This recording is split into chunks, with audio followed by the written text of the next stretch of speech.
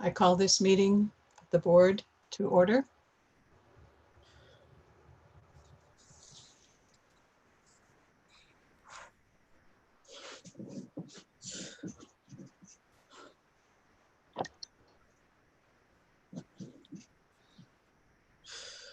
I pledge allegiance to the flag of the United States of America and to the republic for which it stands, one nation, under God, indivisible, with liberty and justice for all.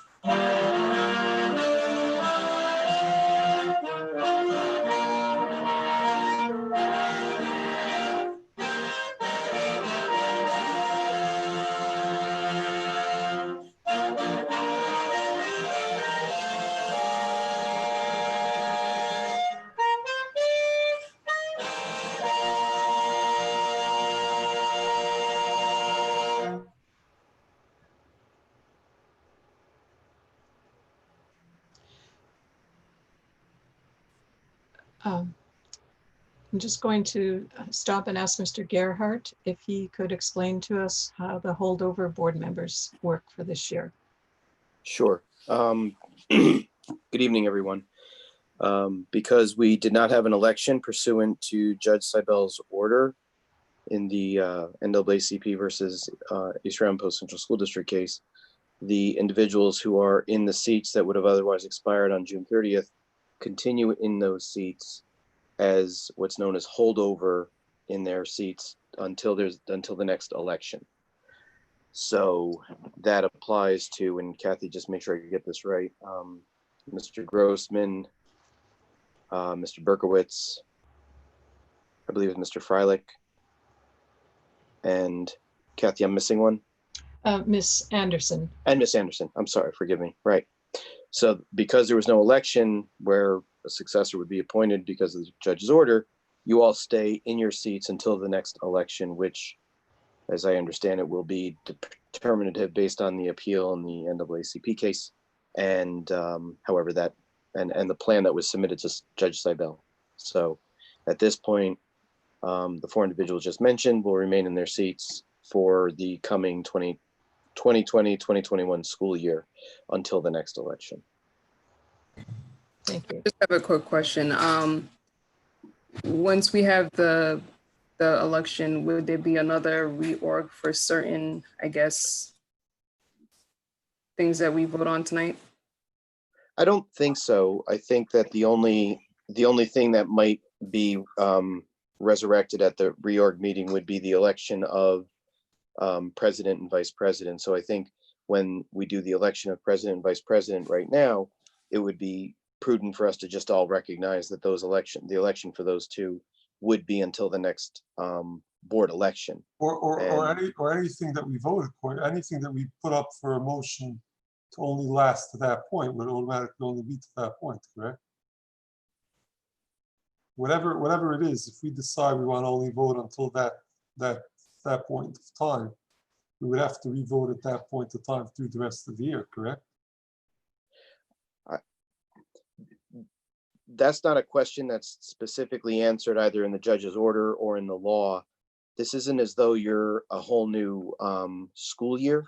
So your reorg meeting will address the school year appointments for, and I know, for example, the treasurer and school position and the various committee appointments. Ms. Charles Pierre, were you referring to anything specific? Well, I guess anything that has to do with the board seats. So I guess it's the The president. committees, the committees, I'm looking at it now just real quick. Yeah, and Sabrina, I think that would make sense if we're selecting people to be on committees, and there's a possibility that there are 4 members of the current board, including the 4 holdover members are not going to continue for the duration. Well, I guess in that case, we'll have a whole new election. So I think it would be prudent at that point, when we have the new board seated after that new election, that you would do those types of committee appointments and ask, anybody who wants to be on those and so forth to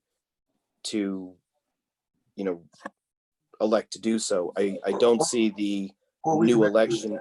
Or we could just say that any board member that doesn't run or doesn't get through the election will automatically come with that committee to be replaced by somebody new.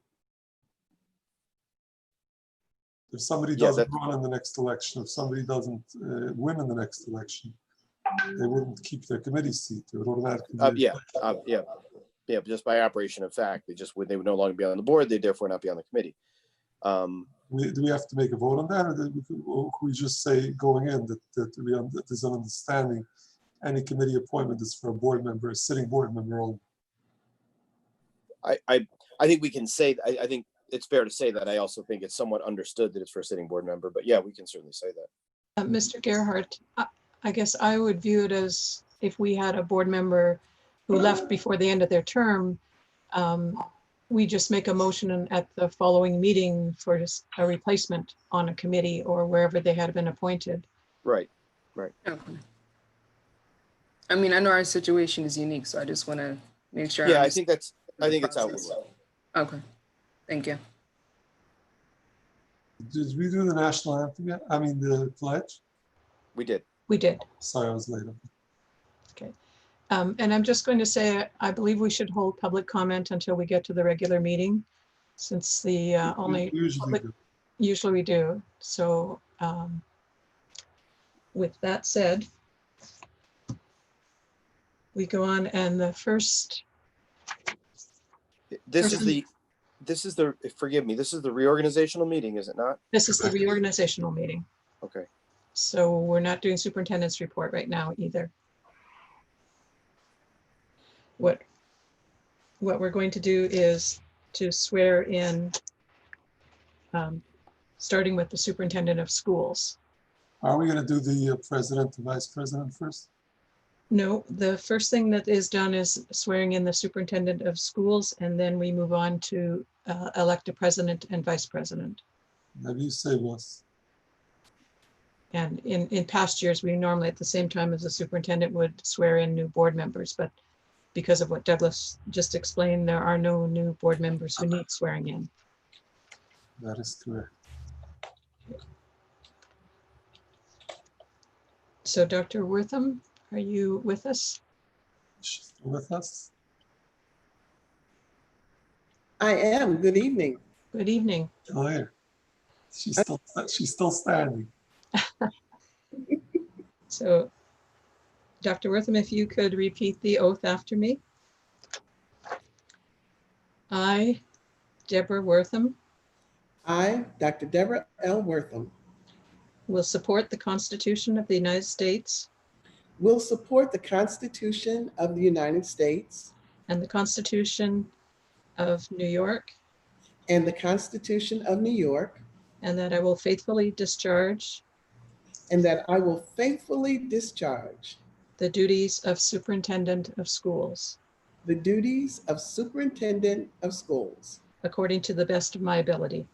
According to the best of my ability. Thank you. And that I will stay in East Ramapo for another year. And that I will stay in East Ramapo in my heart for another year. That's it? That's it? And Well. Very good. And I just remind everyone who gets sworn in with an oath tonight, you need to, following the meeting tomorrow, make arrangements with me to come in and sign the oath book. As my understanding, we have 30 days to get that done. So moving on. The next item on the agenda is the election of board officers, specifically the board president. Do we have any nominations for board president? And I remind people, if you speak up to nominate someone, if you could state your name, please. Yehuda Weiss Mundell nominating Harry Grossman as board president. I'll second Trigger.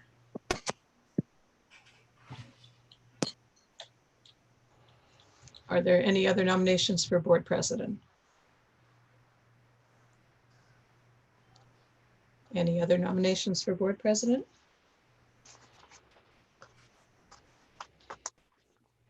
Hearing none, we should.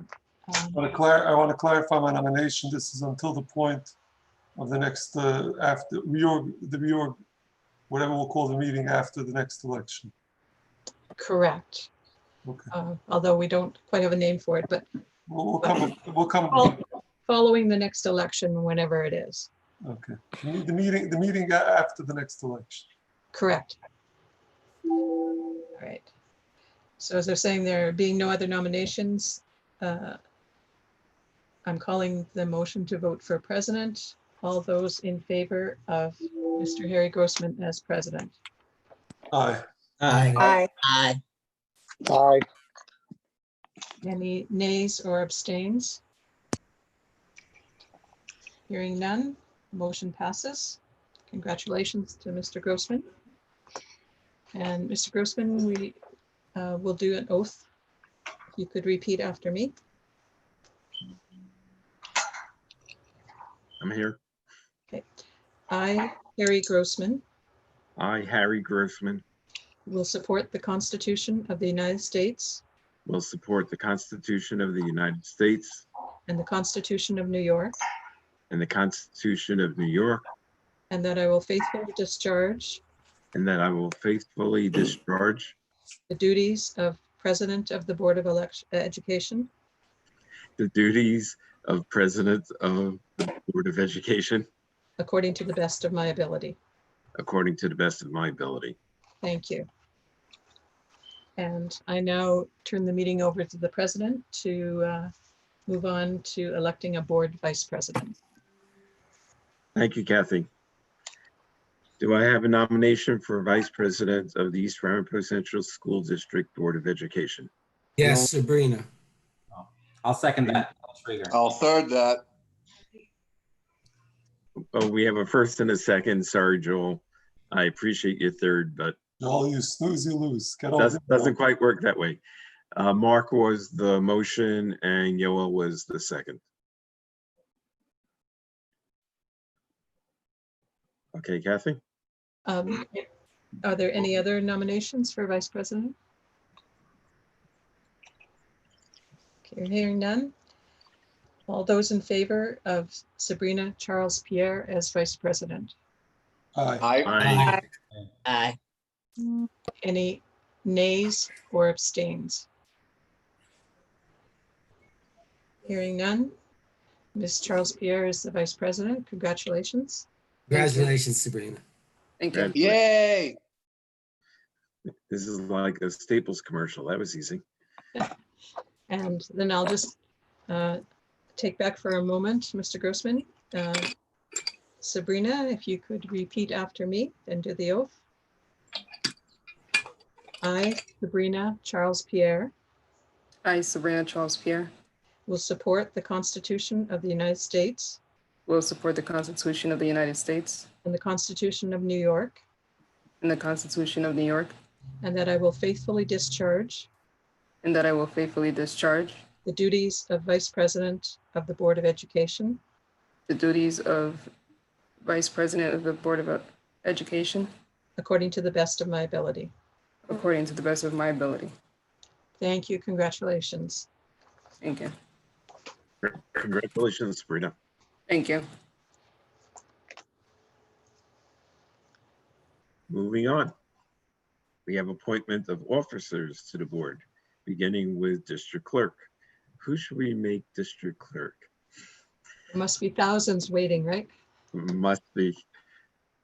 we're very fortunate to have in the past such astute and You electioneering at the poll? excellent. Well, we'll make the motion in a second, but I just want to say this past year 100 feet away.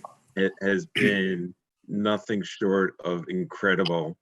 And following in Kathy Russell's footsteps, we haven't missed a beat, and it's tremendously appreciated. And with that, I will make the motion to appoint Kathleen Keevy as district clerk for the period of July 1, 2020 through June 30th, 2021 at an annual salary of $80,000. Do I have a second? I will second. All third. Second. Oh, Vice Mandel.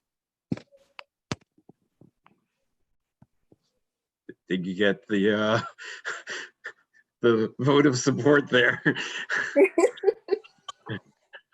All in favor, say aye. This is gonna be easy. Aye. Aye. Aye. Any nays or abstentions? Hearing none, motion passes. Mr. Grossman, if you can administer the oath to me, please. I don't have it in front You of don't me. have it? How about if I just read it then? That worked fine. All right. I, Kathleen Keevy, will support the Constitution of the United States and the Constitution of New York, and that I will faithfully discharge the duties of District Clerk of the Board of Education according to the best of my ability. Congrats, Kathy. Congratulations. Welcome back. And Kathy, I think you might have to renounce your Canadian citizenship. And Kathy, please make arrangements to come sign the book. Yes, I think I can handle that. Next in line is District Treasurer. I'll make a motion to appoint Digital Bear as District Treasurer for the period of July 1st, 2020 through June 30th, 2021 at an annual salary of $40,196. Do I have a second? I'll second, Joel. Mr. Freilich. All in favor, say aye. Aye. aye. Are there any nays or abstentions? Hearing none, motion passes. Excuse me, Mr. Grossman, I don't believe Mr. Beer was able to join us tonight, so I will administer his oath later. Okay, and you said you have 30 days to do that. correct? 30 days, correct. Deputy Treasurer. I'll make a motion to appoint Walter Paci as Deputy Treasurer for the July 1st, 2020 to June 30th, 2021 at no additional remuneration. Do I have a second? I will second Ephraim Weiss Mandel. All in favor, say aye. Aye. Aye. Are there any abstentions or nays? Hearing none, motion passes. Yeah, you can. Now we get to the board committees. Just before you do that, Yes. you need to swear in Mr. Paci.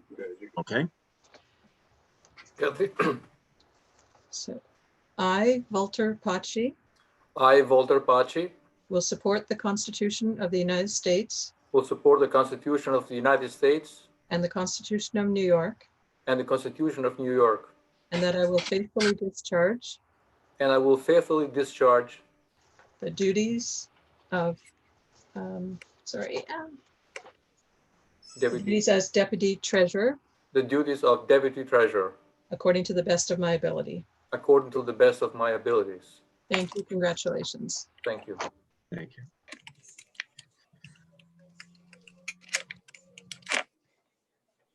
Now let's move on to the board committees. Kathy, do you have who was on which committee last year? Yes, I do. So So let's The start first- from there. the first one on district wellness last year was Mr. Trieger and Mr. E. Weissmandel. Do you want to do them one at a time? Let's do them one at a time. Yes. Are you still interested in remaining on that committee? Yes, I will remain in the committee. That was Mr. Weissmandel, Yes, Mr. Trieger,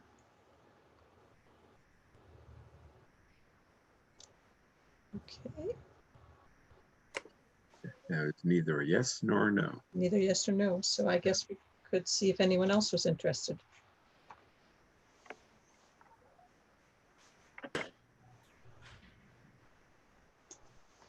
Oh, Mr. Trigger, you're Yes. back. You were on the Wellness Committee last year. Are you Yeah, I wanna interested? say that, yes. I'm sorry, I had problems with I had some technical difficulties. Do you want to remain on that committee? Yes.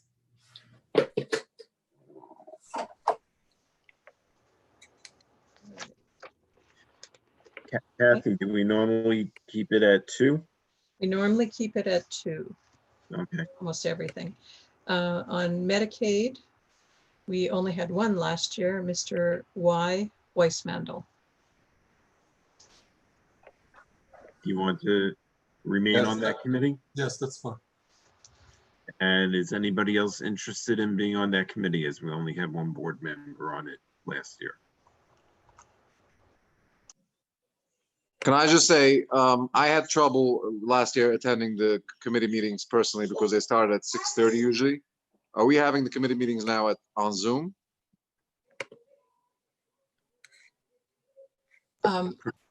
We have had some of them on Zoom this year due to the COVID-19.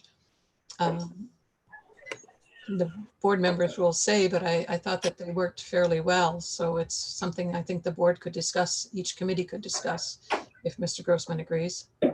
I do agree, and I think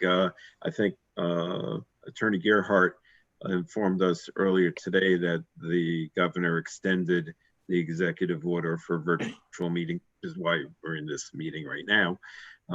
So that would be perfectly acceptable at this point. Okay, so I don't know what committee we're up to, but I'd like to be on transportation whenever that comes up. Wasn't that extension only till the end of August? Right now? For now.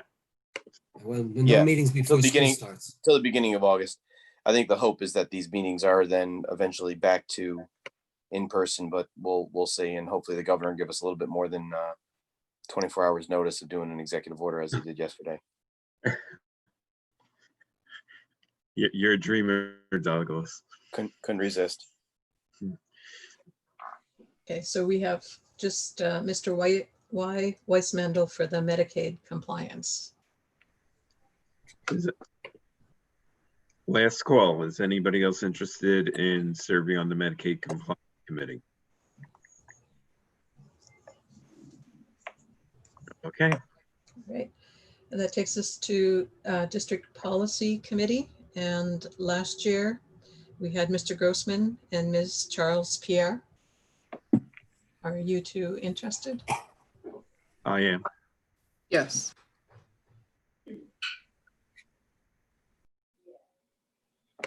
Anyone else? You said, hello, Hello? you said 2, is that correct? Usually we just have 2, but I believe the board is open if somebody has a strong interest in a particular committee. I do. Mr. Grossman, you'll correct me if I'm wrong, but I think we try and suggest that all board members be on at least one committee, but don't stretch yourself too thin by being on many of them. Would that be correct? That is exactly correct, Kathy. So, Okay. Ms. Anderson, you were interested in policy? Transportation. What you said? Transportation, okay. You said policies or transportation? I thought it was transportation you said. We'll come to transportation in a while, and I'll just make a note that we can check. Policies. Okay, policies, and you don't have any other person but one person? We have 2 people for policy right now. Oh, okay. I was interested in that also. Mr. Grossman, do we want 3 in that committee, or do we want to go down and then revisit it after we have someone and everyone? I think we could have 3 on that committee. Okay. All right. So that would bring us to facilities. And just give me a moment. All right, that was Mr. Charles last year and Ms. Charles Pierre. So would Ms. Charles Pierre be interested in remaining on facilities? Yes. I think we should put Sabrina on all the committees by default. I didn't say all that. And who else would be interested to be on the Facilities Committee? You only have one person on facilities thus far. Is that correct? Correct. That is correct, Ms. Anderson. Okay, you can put me down for that All right. also. Okay, so we'll move on to the Athletic Committee. That last year, that was Mr. Charles and Mr. E. Weissmandel. Yeah, I will join. E. Weissmandel will join. Right.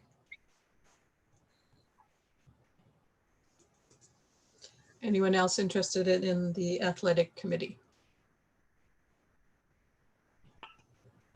How many people do you have, Kathy? I'm sorry, I'm losing count. I have just one, Mr. E. Weissmandel. I'll join Effie on the committee. Okay, that's Joel, correct? Yes. Okay. Curriculum Committee. Oh, I would like to join Ashley. To join which one, Ashley? Oh, the Curriculum Committee. Okay. I was just about to say last year we had Ms. Lavelle, Mr. Berkowitz, and Mr. Trieger on curriculum. So Ms. Lavelle is interested. I'll join as well. Mr. Berkowitz, are you interested in staying on that committee, curriculum? Mark, you're muted. Yes, I'd like to remain on that.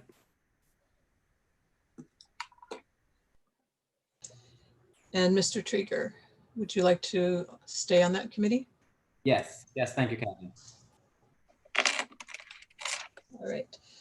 Audit Committee. I believe it is custom that the board president chairs that. So that would be you, Mr. Grossman. Yes. And it's considered a committee as a whole. So really all board members are members of that committee. Oh, so we're all technically part of this committee already, is what you're saying? True, which is why audit reports are usually presented during the public board session. Okay, moving on to our representatives. It's actually its own audit committee meeting that's usually coincides with the board meeting. Correct, thank you for correcting that. All right, representatives on the Teacher Center Policy Board. I would like to do that, but I'm not sure. I know that last year there, I think I was supposed to be like an alternative. Correct. So I'm not sure how we're doing it again this year. I'm not sure who was on there with me. I think Mark. It was. I was the rep. I was the rep. Right. And I'd like to remain on that committee. Okay, would you like to remain as the alternate? Yeah, yes.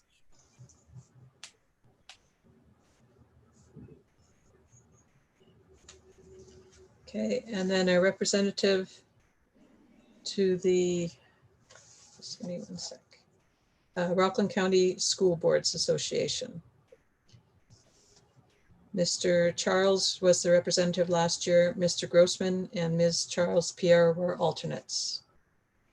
Yeah, I still want to do that. Still as an alternate or as the rep? I could be the rep unless Okay. Sabrina wants to be. I mean, she's got everything else. I'll stay on as well. We'll switch off. And that brings us to new committees this year, Transportation Committee. And Ms. Anderson had expressed an interest in being on that committee, and what other board members are interested. I'll do alternate is fine. That was Ms. Charles Pierre. I think there is a transportation committee already, Kathy. Okay. Right. We have we do have a committee. I'm sorry? No, you're correct. There's already we already have a transportation committee. Yeah. Okay. Because I think I'm on it.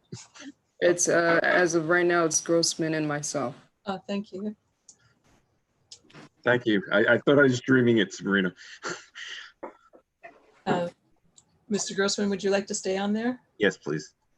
Kathy, if they would take me, I would like to join too. As I don't know what the number is, if it's 3 or 2 or 4, but I'd like to do that. Okay. And who was just talking to me? Joel. Thank you, Joel. Okay. Well, And, what happened to me? You're already down there, Miss Anderson. Okay. So we have 4. Yes, we have 4. Technology Committee, I know is new because I was asked to add it. I think I want to be on that. I'm not surprised. And who else would be interested in that?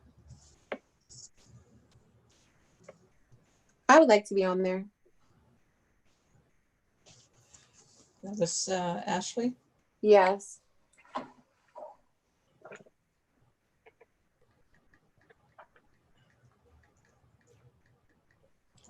Okay, anyone else? You can put me down as well, Sabrina. Okay, thank you.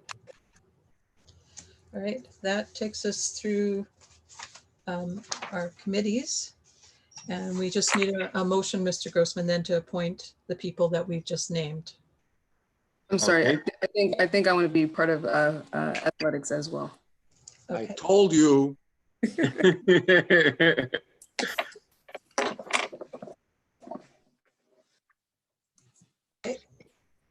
Do I have a motion?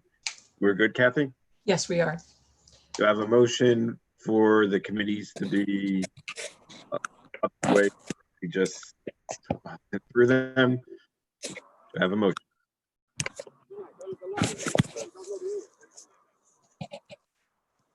I'll make the motion for the committees as they were indicated. Do I have a second? I'll second it, Ashley Lavelle. All in favor, say aye. Aye. Aye. Are there any nays or abstentions? Hearing none, motion passes. For the other appointments, do we have to go through them one at a time, or can we do them? We could do, if you would prefer, we can do one motion that covers all of the other appointments. I would like to do that. Okay, So, let's do it.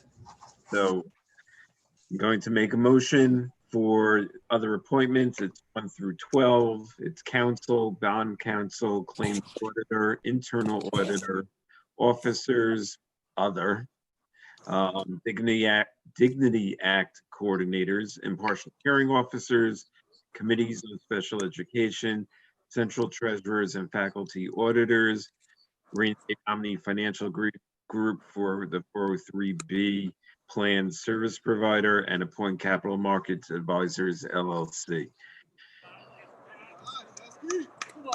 Do I have a motion for those other appointments 1 through 12?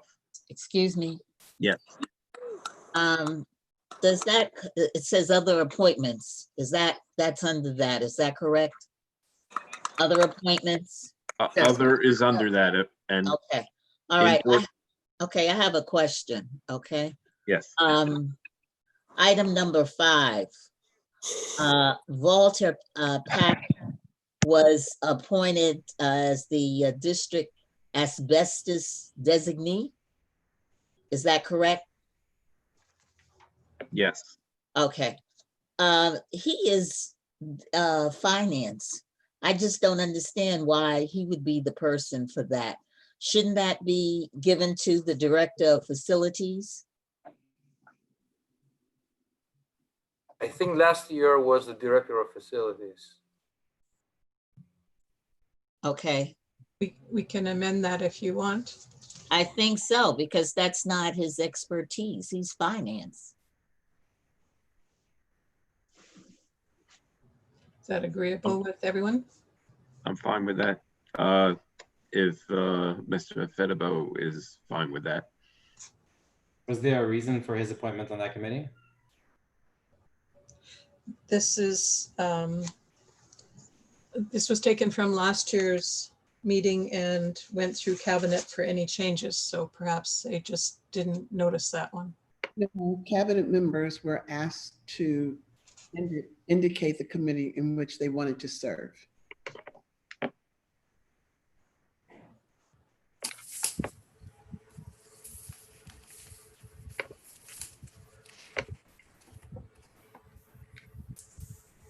I'm fine with either one. Mr. Patchy, did you choose to be on the asbestos committee for a reason? last year I have not been to my belief. The last 2 years, Mr. Ifedibo has been the asbestos representative for the district. Going back 3 years ago, yes, but the last 2 years, no. If I may comment, I left it the way it was because I was the designee for the district, the asbestos designee, and I think it should remain that way. Okay, are you okay with this? Yeah, okay, I guess that means that we should put it back then. Okay, I'll change it, and with that change, you can then vote on the remainder. Okay, so we already had a motion and a second? No, I believe we didn't have We had a motion, but no second. No second, okay. So do I have a motion for items 1 through 12 with the change in the district asbestos designee from Walter Paci to Obi Ifedibo? We already have a motion. Do I have a second? I'll second you, Trigger. All in favor, say aye. Aye. Are there any nays or abstentions? Hearing none, motion passes. We have the designations for the official depositories, the official newspapers, and the regular monthly meetings calendar, which is always subject to change given whatever circumstances might come up, but at least as of now, it's the schedule of meetings. We can do all three of those together? Yes, we can. Okay. Do I have a motion for those three items? Move. Was that Mr. Weissmandel? Yes. Okay, do I have a second? I'll second it, Ashley Lavelle. All in favor, say aye. Aye. Any abstentions or nays? Hearing none, motion passes. Authorizations, the certification of payrolls, the authorized signatures on checks, petty cash funds, publication of equal opportunity statement, and education law S4404 complaint resolution. Do I have a motion for items 1 through 5? I'll move. Go ahead. I said I'll move, no Trigger. Do I have a second? I'll second it, Ashley Lavelle. All in favor, say aye. Aye. Aye. Any abstentions or nays? Hearing none, motion passes. Insurance coverage. It's only one item there. Do I have a motion for insurance coverage as it? Moved. Was that Mr. Berkowitz? Yehuda Weissman. Mr. Weissman. Do I have a second? I'll make the second. All in favor, say aye. Aye. Aye. Aye. Aye. And any abstentions or nays? Hearing none, motion passes. Other items, we have 1 through 7, policy, supplemental defense and indemnification, mileage reimbursement rates, superintendent's expenses, free and reduced price lunch criteria, non-resident tuition rate, and the rates of pay. Do I have a motion for the other items? Moved, Yehuda. Moved by Mr. Weissmandel. Do I have a second? I'll second you. Second by Mr. Trigger. All in favor, say aye.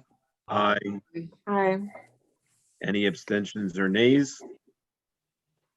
Hearing none, motion passes.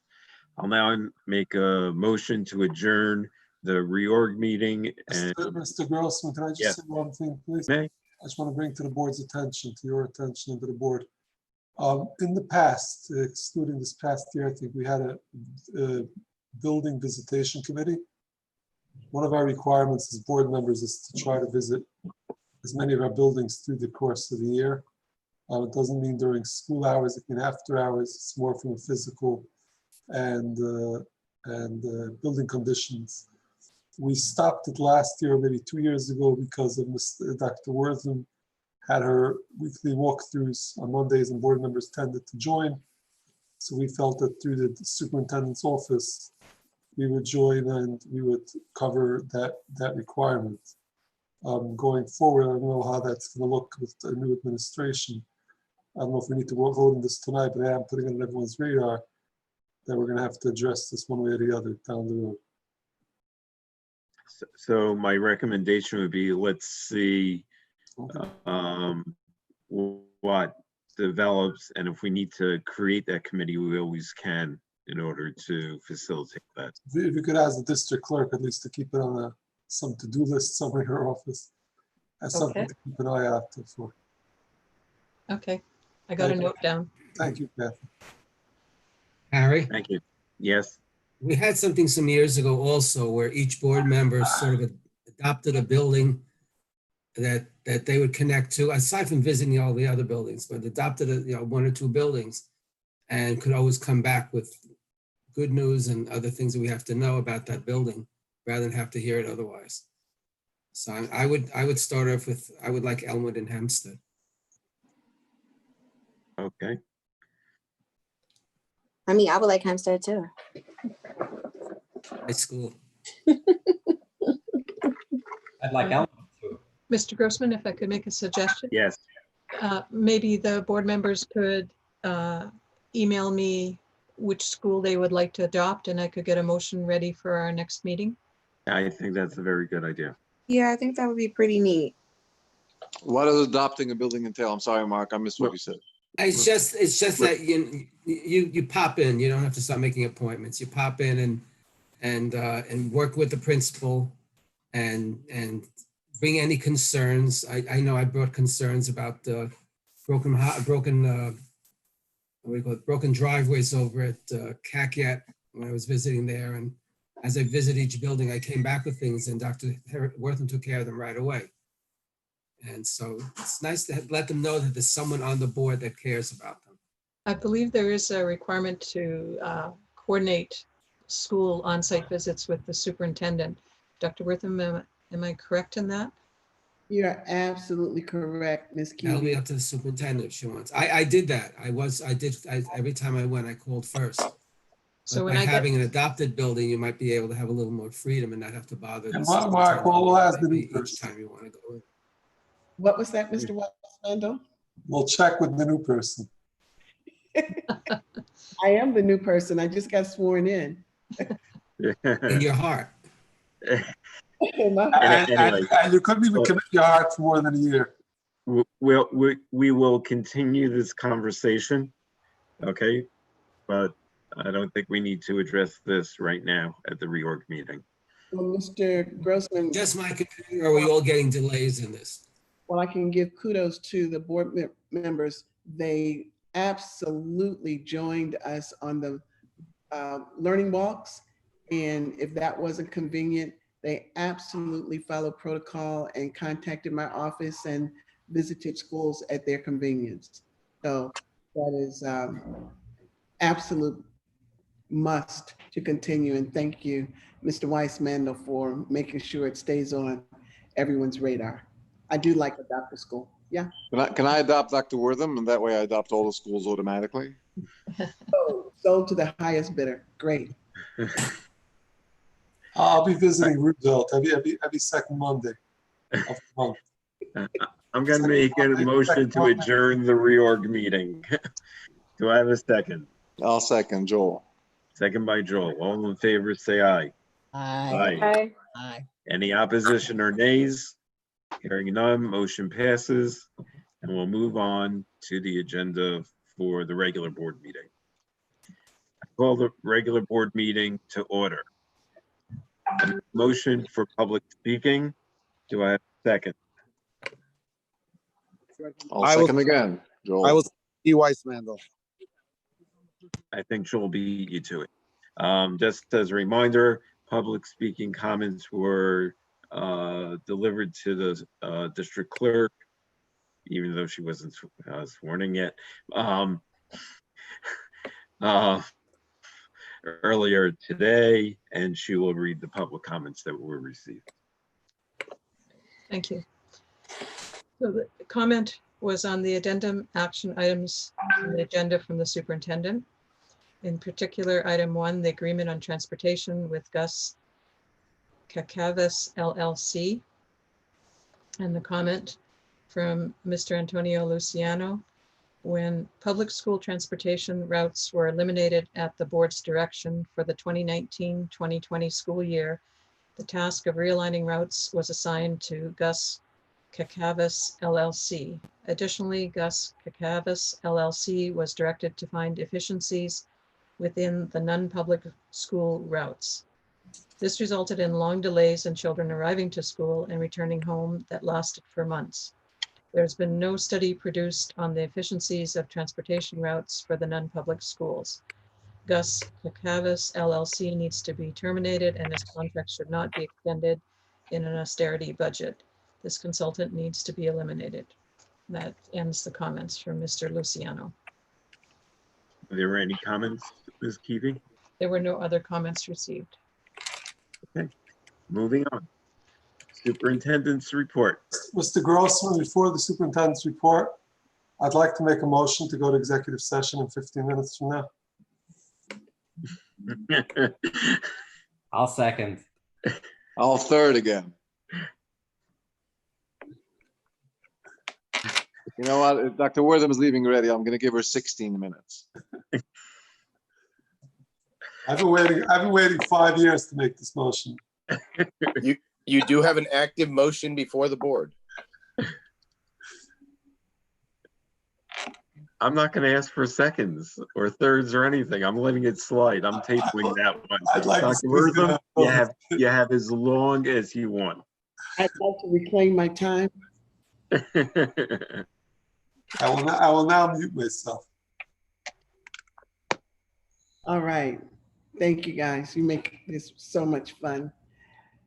Superintendent's report, July 7th, 2020. Our mission statement: as a unified community, the East Ramapo Central School District is committed to educating the whole child by providing a healthy, safe, supportive, engaging, and challenging learning environment. Our vision statement: we will become proficient in all that we do. Our 5-point plan: we want staff and students who are healthy, safe, supported, engaged, and challenged. And we would like to remind our community that Spanish-speaking participants who would like to listen to the board meeting interpreted in Spanish should dial the following conference number: 1-602-580-9528, and the access code is 370-5623.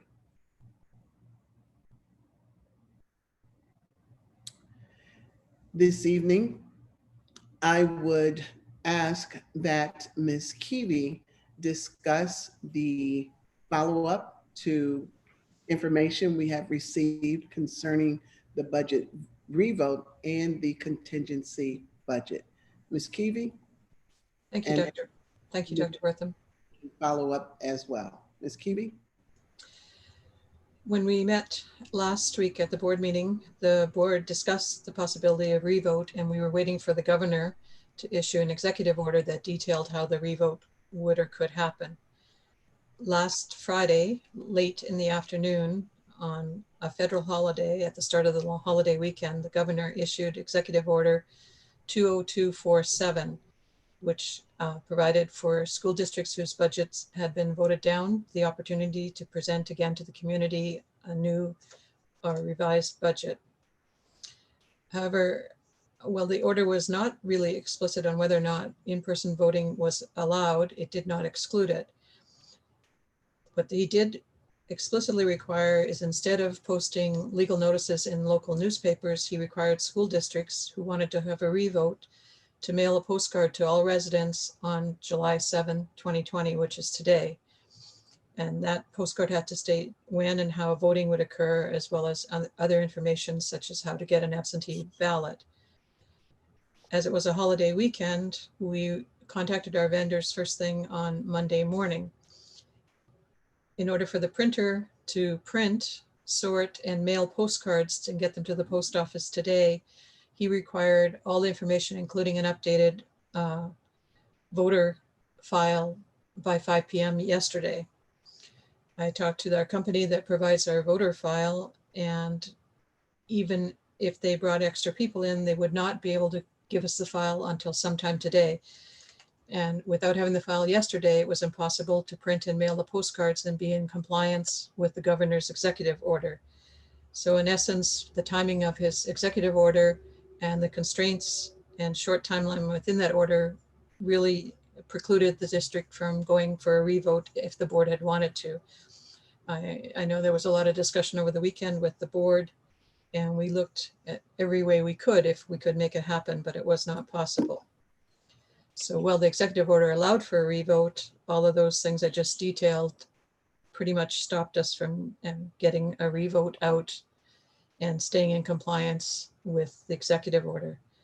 The result of that is the district last week, the board voted to adopt a contingency budget and reserve the right to reconsider once we had the executive order. So there's nothing required for the board to do tonight. They accepted a contingency budget and it remains because we were not able to go for a revote. Dr. Wortham? Okay. Can we comment? Gerhard? Can we comment? Yes. Would you want to wait for Mr. Gerhard to add value? Okay.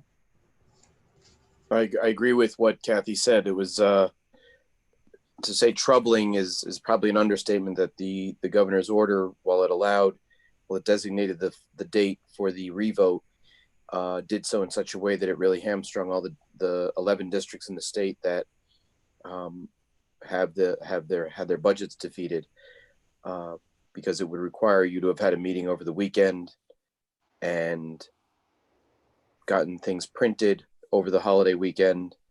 I think Kathy, if Kathy didn't mention, maybe worth mentioning that she did try to get in contact with NTS to determine if they could print a postcard.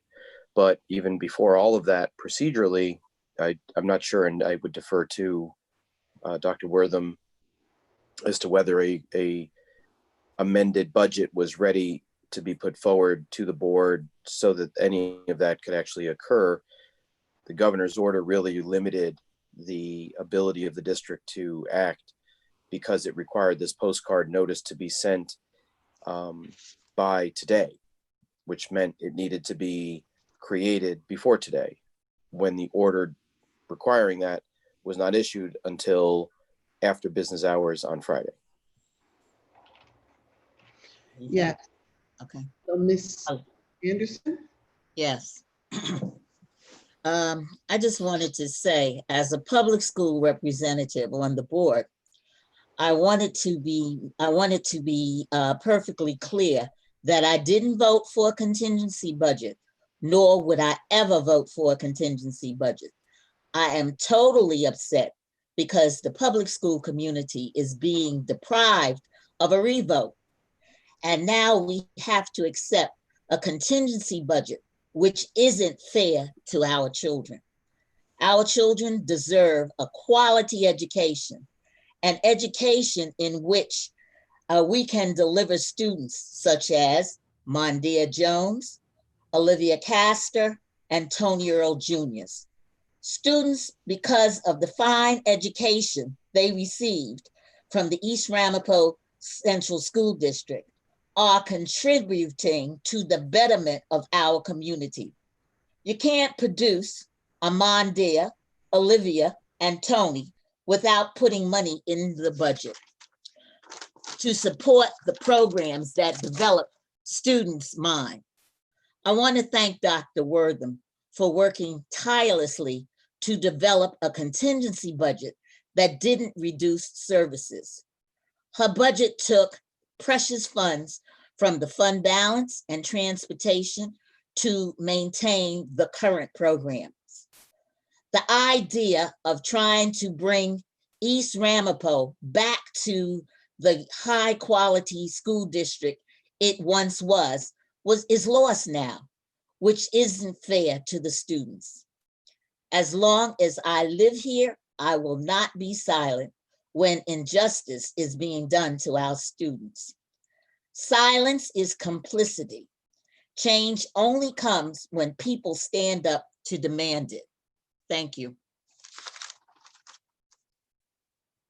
Dr. Wortham, didn't you make a statement that not one program will be cut in this contingency budget? I said that. Oh, I so said then that. what's the problem? I said that. The fact remains that no money is going in to improve the education of children. There's no additional money going in. And that I feel is not fair. I hear you. Can I just add, as both a public school and private school representative, as a child representative, I didn't vote for the contingency budget. The voters did. What I did do is make sure I voted for the district to be able to continue its operation by at least utilizing the funds that we need using a contingency budget, because there was no other choice. What I find is not fair is the fact that we did not have a revote. And that I find is not fair. Carol, is Joel. I think we all want a revote, I think. We all wanted a revote. It's just impossible with the way the governor's executive order was structured. There's no time for it. I mean, if we just... Go ahead. No. I'm sorry. No, I want you to finish. I'm sorry. I was going to say, we all, I think in our communications over the weekend, we all wanted a contingency. We didn't want to stay with a contingency. We wanted a revote. It's just impossible to have a revote with the way the executive order is structured. If anybody's to blame here, it's the governor, the governor's office, or the way he communicated with the education department, and the way they sent out an executive order on Friday afternoon and having us send postcards today, which is impossible. If it was an option, I think we would all agree today to have a revote. At least the board members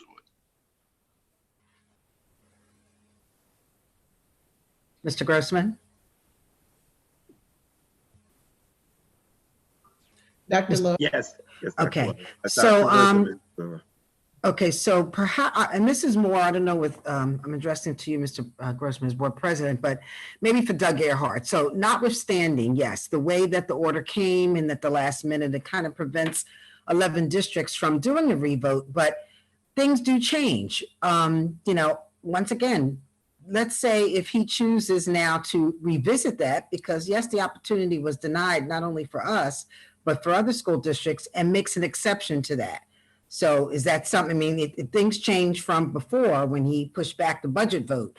So anyway, I'm just stating that if things change, and maybe if other people complain or lobby or whatever, then there may be a possibility. So I'm just throwing that out there, because yes, it was not fair, but perhaps he reverses that or makes another change so that a budget vote could happen.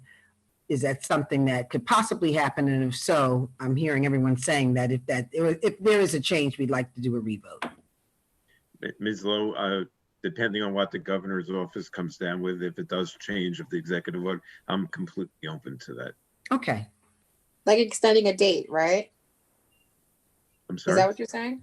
We can't set a date because the executive. No. I mean, like if she's saying that, like if there was an event that the extending the date to doing a budget, is that what you're saying, Dr. Lowe? Yeah, I was saying that things could change. Yes, this was totally unfair, but also too, depending on what people say, if people lobby, he may say, you're right, let me now give the districts more time, because for the community to do a revote. Yeah. So that was what I was saying. I think we could all agree at that time that we should at least consider going for a revote. I mean, we're not rejecting it offhand just because we don't want another vote. We're rejecting because it's just impossible with the time we have left. Right, correct. Okay. Thank you so very much. And I must say that from the moment that we received the information concerning the executive order on this weekend, I don't think it was an hour between the time that I received the information and moved it forward to the board. With that, myself as well as Ms. Keevee and Attorney Gerhardt continued to strategize with Mr. Grossman and Sabrina Charles Pierre to see how can this happen under the time constraints.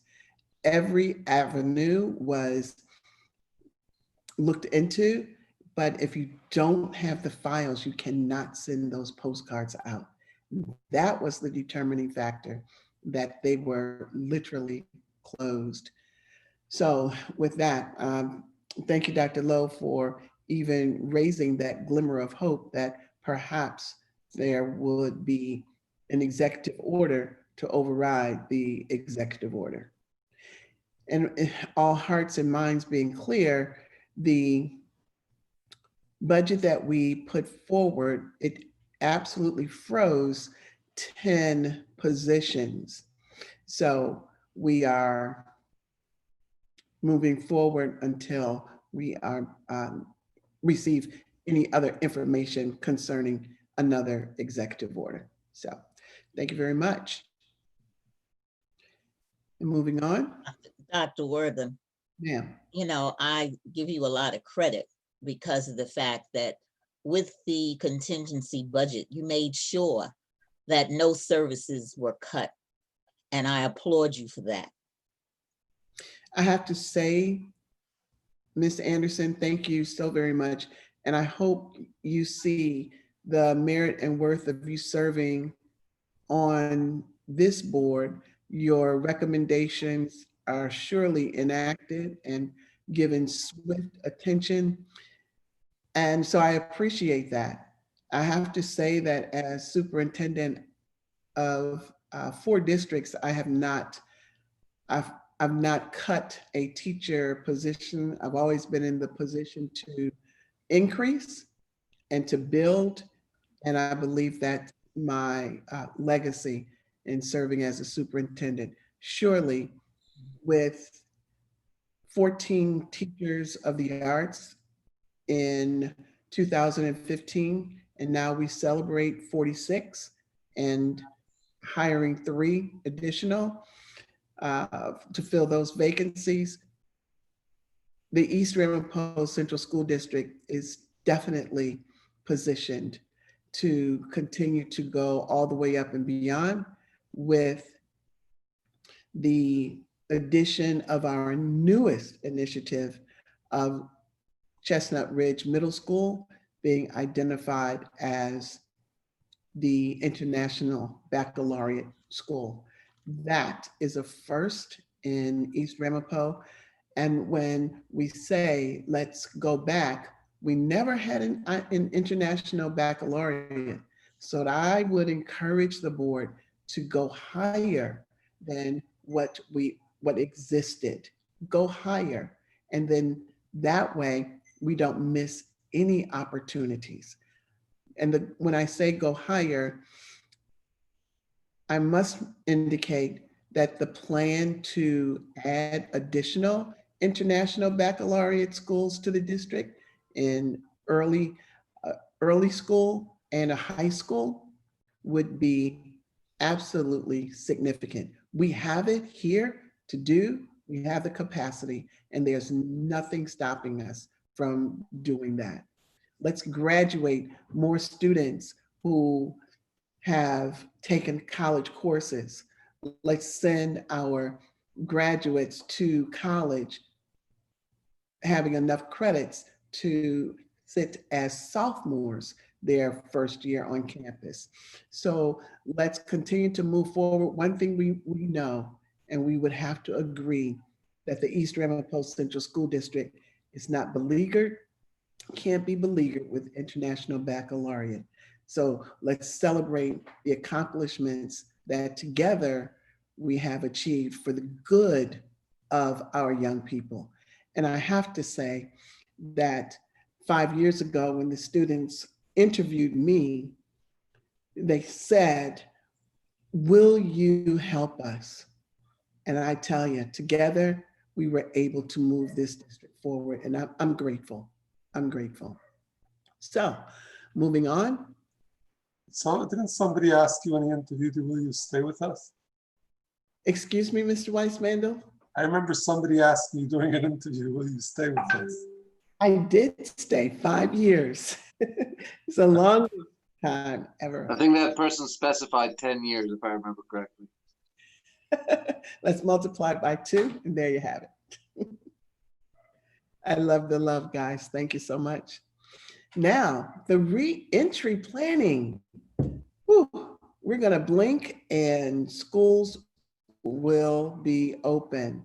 Let's take a look again at the historical perspective of reopening.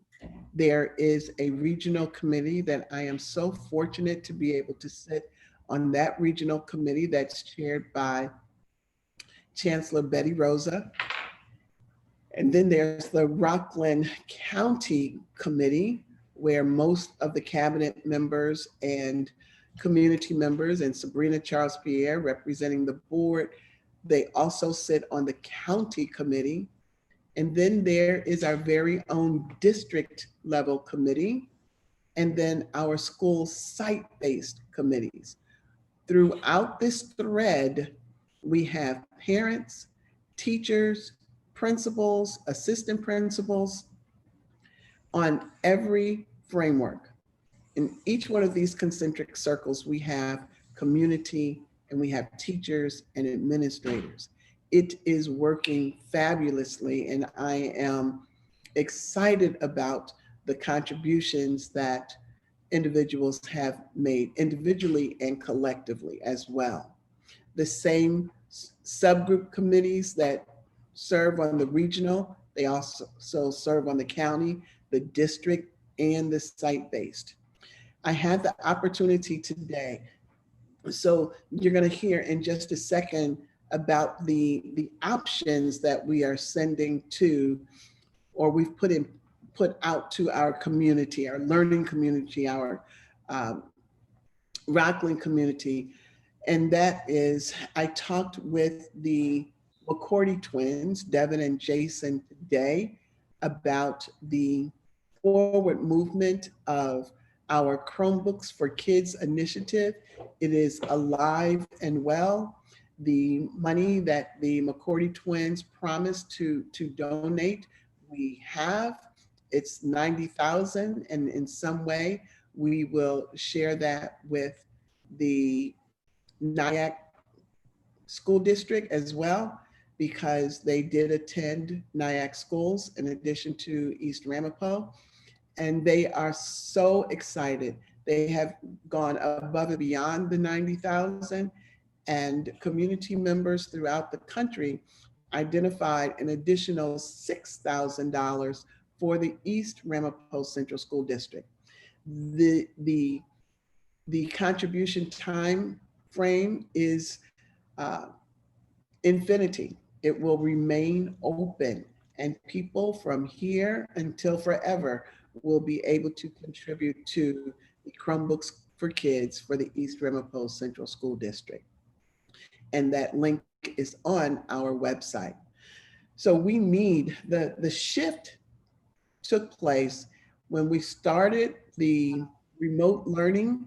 We wanted to make sure that we put a device in every home, that every home, not put a device in every home, but that a device was available. Students had access to a device in every home, whether it was placed there by the family or by the district.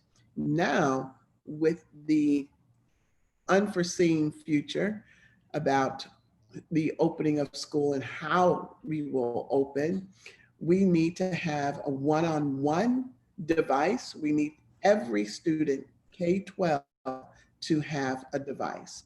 This is why this Chromebooks for Kids is extremely important. And with that, I would like to ask Ms. McVeigh to please add value to our reopening, as well as Ms. Iwaha. Ms. McVeigh, Ms. Iwaha. Thank you, Dr. Wortham. So today, the committee shares our current thinking around the instructional models for physical distancing, whether they be daily, weekly rotations, or remote learning. The district is gradually transitioning from the review of guidance documents, the review of research from notable institutions, and the publicly available shared state and school planning materials. So we're moving from the review of these documents to preparation efforts, with our minds on implementation during the 2020-2021 school year. So considerations for our learning environment necessitate the implementation of instructional models that address our current situation. The district is preparing by examining and explaining, explaining within ourselves and planning for potential changes throughout the school year that require multiple possible scenarios. So we've explored, as this picture, this diagram shows, in-person models that are more traditional in nature, with the vast majority of students attending in school, to its polar opposite on the very end of this image, which is virtual learning, that is remote learning using synchronous and asynchronous or a mix of the two. And at present, we are landing in the middle, where we're diving deeply into what physically distanced learning looks like. So these next two images share our current thinking. So physical distance learning occurs both in person and remotely. So we can call it hybrid. This image depicts a potential rotation where you'll notice a third of the population, a group A, B, and C in each model, rotates between remote and in-person, with a subset of identified students in each group engaging remotely with the teacher. Now, in this planning, the team in its various, with its various subcommittees, we understand that there is no perfect model. However, we're diligently preparing to implement the most appropriate model at this time. Last Thursday, July 2nd, teachers, parents, and district employees accepted the invitation to join what we called a thought partner session. And these sessions will continue as the work continues. And moving forward, we seek input from our community in the form of a survey. Thank you, Dr. Wortham. Thank you so very much. We continue to meet weekly with our thought partners, and we will continue to keep the community informed and receive their input. It's a wonderful, wonderful exchange. And I must add, before I leave this topic, that the superintendents in Rockland County are committed to continuing our dialogue. We meet several times a week to make sure that our process moving forward is as seamless as possible. And now I would like to ask Ms. Tamar Walker and Ms. Augustina West to talk about our extended school year, Ms. Tamar Walker, and then our summer school for secondary, Ms. Augustina West. Assistant Superintendent Tamar Walker. Okay, thank you, Dr. Wortham. As we plan and continue towards the move towards our reopening of schools, we have begun plans for our extended school year, which begins tomorrow. Today, we were able to have our first orientation with our staff of approximately 100. We were able to go through the plans to support not only the staff, but students, their safety and their wellness during this time. We were able to also just go through the various approaches that we'll be using to ensure that we're supporting students virtually as well as in person. And we're excited. The staff is excited. They're excited to be in the buildings and to support the students during this time. We understand that safety is paramount, and they are all set to maintain the guidelines based off of the Department of Health and the CDC, and to ensure that the mandates, that students' mandates, IEP mandates are met in a safe environment, but also in a welcoming environment. So we're excited and we're set to go tomorrow. And so wish us well. Thank you. Thank you so very much, Ms. Walker. Dr. West? Thank you, Dr. Wortham. East Ramapo Central School District continues to endeavor to support all students in their quest for a high school diploma. It is for that reason that we identified 30 students, 30 seniors, with a potential to graduate in August. They have been registered for the Rockland BOCE Summer School, which will begin tomorrow virtually. It will go from Wednesday, July 8th through Wednesday, August 12th. And students who do not have access to a device will be loaned one by the East Ramapo Central School District. Classes will be taught synchronously Monday through Friday, and we are excited about our August graduates. Back to you, Dr. Wortham. Thank you so very much. I have a quick question, if I may. Yes. About a summer program. I know in the past we held graduation for the students that graduate in the summer school program.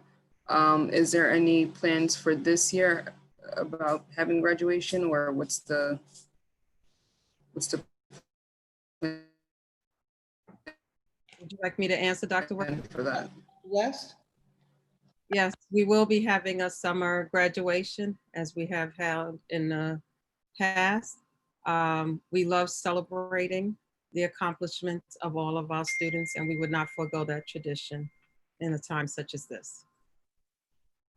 Okay, thank you. It'll be virtual, but there will be a celebration.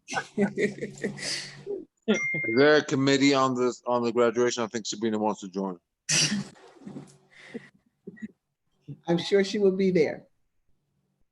Yes. And moving forward, my 15 minutes are almost up.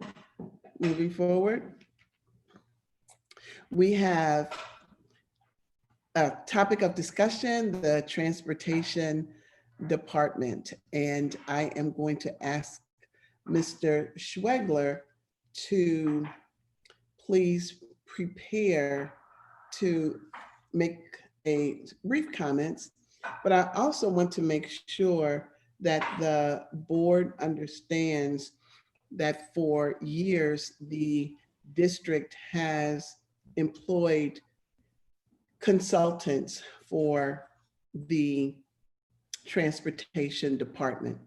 We serve as the second largest transportation department in the state of New York. And we are happy that Mr. Gus Kakavas is with us to support the work. This is the first time in my years here that we have absolutely believed we have closed the gap, in that there were components, and this is from study after study after study, studying the mechanisms of the Department of Transportation.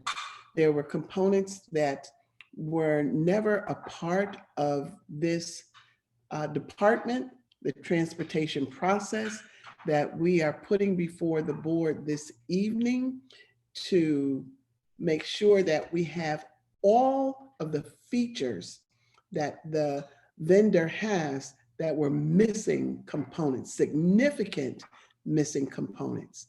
We have taken recommendations from the board, recommendations from the community, so that we are a full service transportation department. Mr. Schwegler, please. Thank you, Dr. Wortham. Good evening. Good evening, board.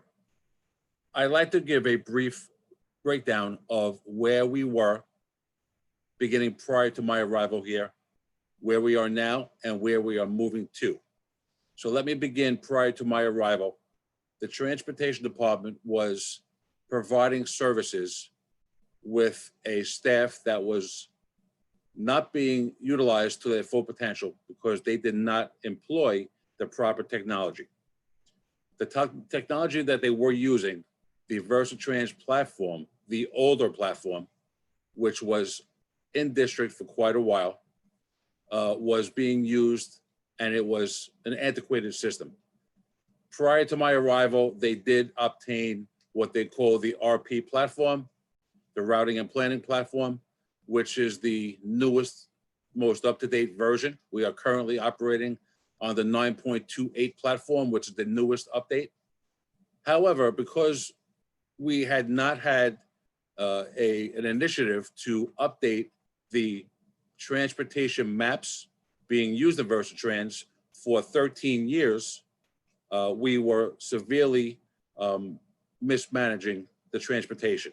We did not have access to current maps showing new streets, new developments, traffic patterns being changed, and this severely hampered the effectiveness of the Versatrans platform.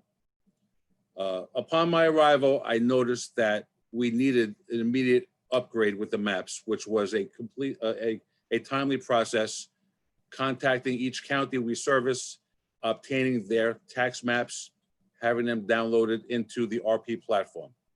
That has been done with great success. Mr. Kokovich worked tirelessly with Versatrans, Tyler Technologies to make that happen. It was a very long process. Since that time, I have brought in a platform which is called Trip Tracker, which we currently have, which is basically a platform which manages charters and trips. In other words, sports, any school outings, it manages those.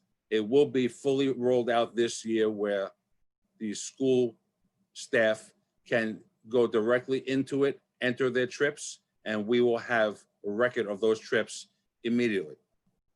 Moving forward, we have other pieces to the puzzle which we are bringing on board, and we are going to be having a presentation shortly to outline some of those platforms, but we will be bringing on board the E-Link, which is the step one to achieve our common goal, which is the eventuality of having the parental app GPS tracking for the parents and schools.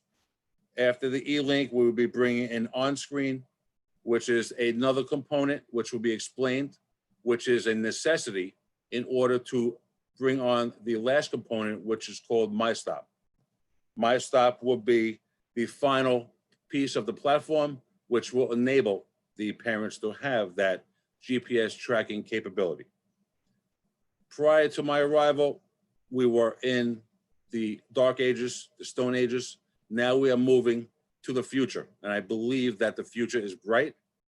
Mr. Kokovich is an expert in bringing on these platforms. He has done it in a few other districts that he worked in, beginning with the E-Link. And I believe that my team working in conjunction with Mr. Kokovich is a match that the district will find to be of great benefit to the students, parents, and schools, and our district partners moving forward. Thank you.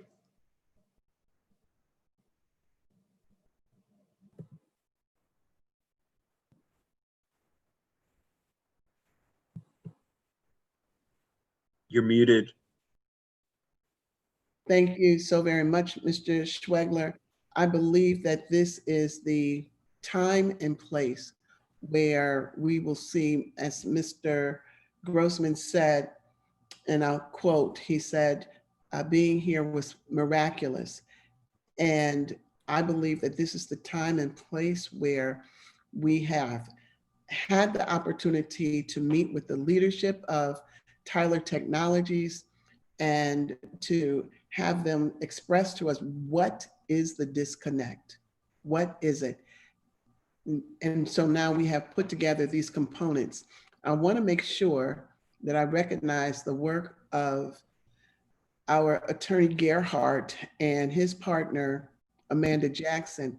While it was painful going through weeks and weeks and weeks of the contracts, the end result is that we are presenting the contracts to you tonight that are seamless and have been blessed by our attorneys and the attorneys of Tyler Technology.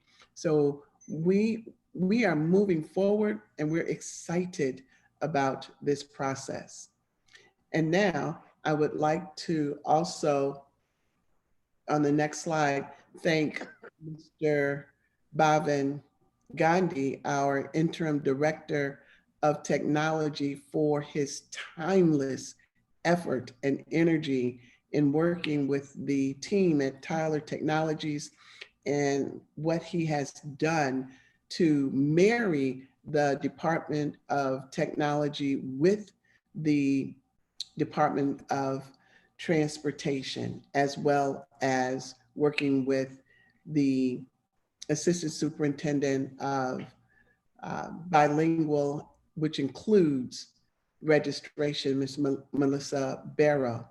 All of these offices had to be brought together to make it all work. Technology, registration, transportation, that's the piece that encouraged or enabled our student achievement to move forward. So, Mr. Gandhi, I'm going to talk about you in a minute, Mr. Grossman. Mr. Gandhi. Thank you, Dr. Wortham. Good evening, Dr. Wortham and board. Tonight, we're going to revisit the Transportation Help Desk initiative. We are very fortunate to have with us Ms. Laura Janicki of Tyler Technology to provide information regarding various modules of Tyler Technologies. Ms. Laura Janicki, you may share your screen now.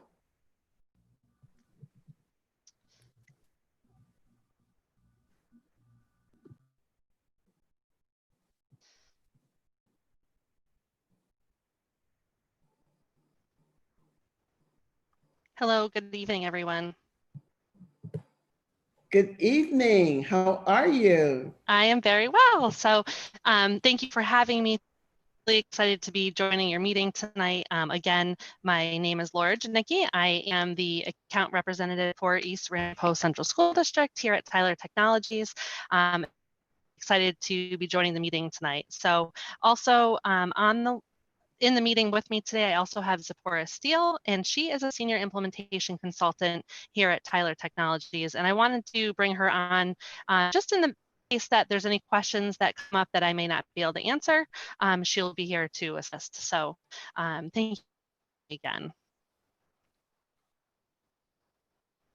So I wanted to just go over and just want to make sure, can everyone see my screen okay? Yes. Okay, perfect. Okay, so I just wanted to go over the product suite. So currently East Ramapo Central School District, again, is using the VersaTrans routing and planning for the routing portion of transportation, as well as VersaTrans trip tracker for the trip portion.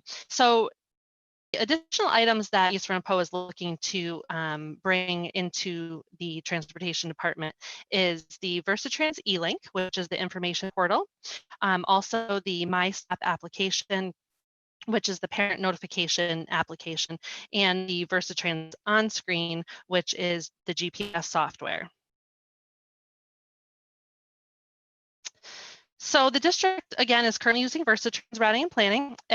That's where all of the student information is used to plan and route all of the students in the district and out of district. And data is then brought from the bus contractor's GPS source into VersaTrans on-screen, which is the Tyler's fleet tracking software.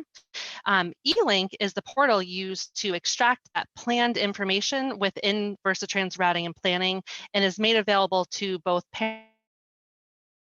The actual data, which is what's happening on the bus on screen, is then combined with the planned data within VersaTrans routing and planning eLink. They're married, the data is married together and pushed into the parent application MyStop.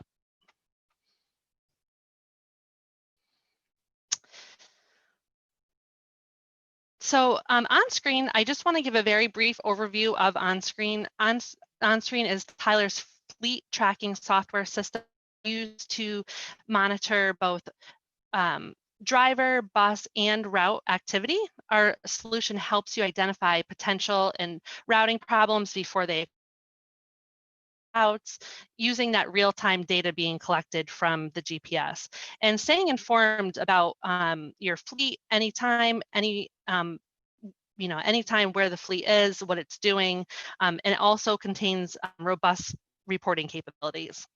So integrated with VersaTrans routing and planning for optimal functionality, the software is backed also by our unparalleled service and technical support department. Everything will be supported by us. And a qualified VersaTrans team members will ensure that the on-screen is fully functional with your GPS software, which it is, and oversee the implementation process as well. So efficient communication and data coordination are really key to successful transportation operations.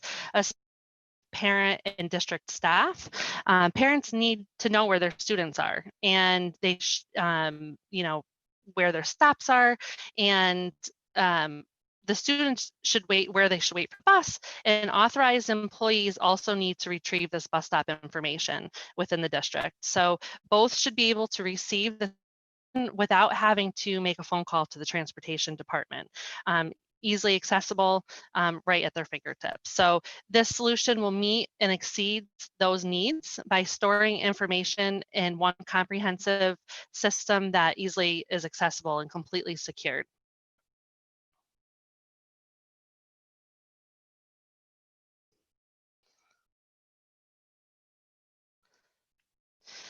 So what you're looking at is to the left is just users are given access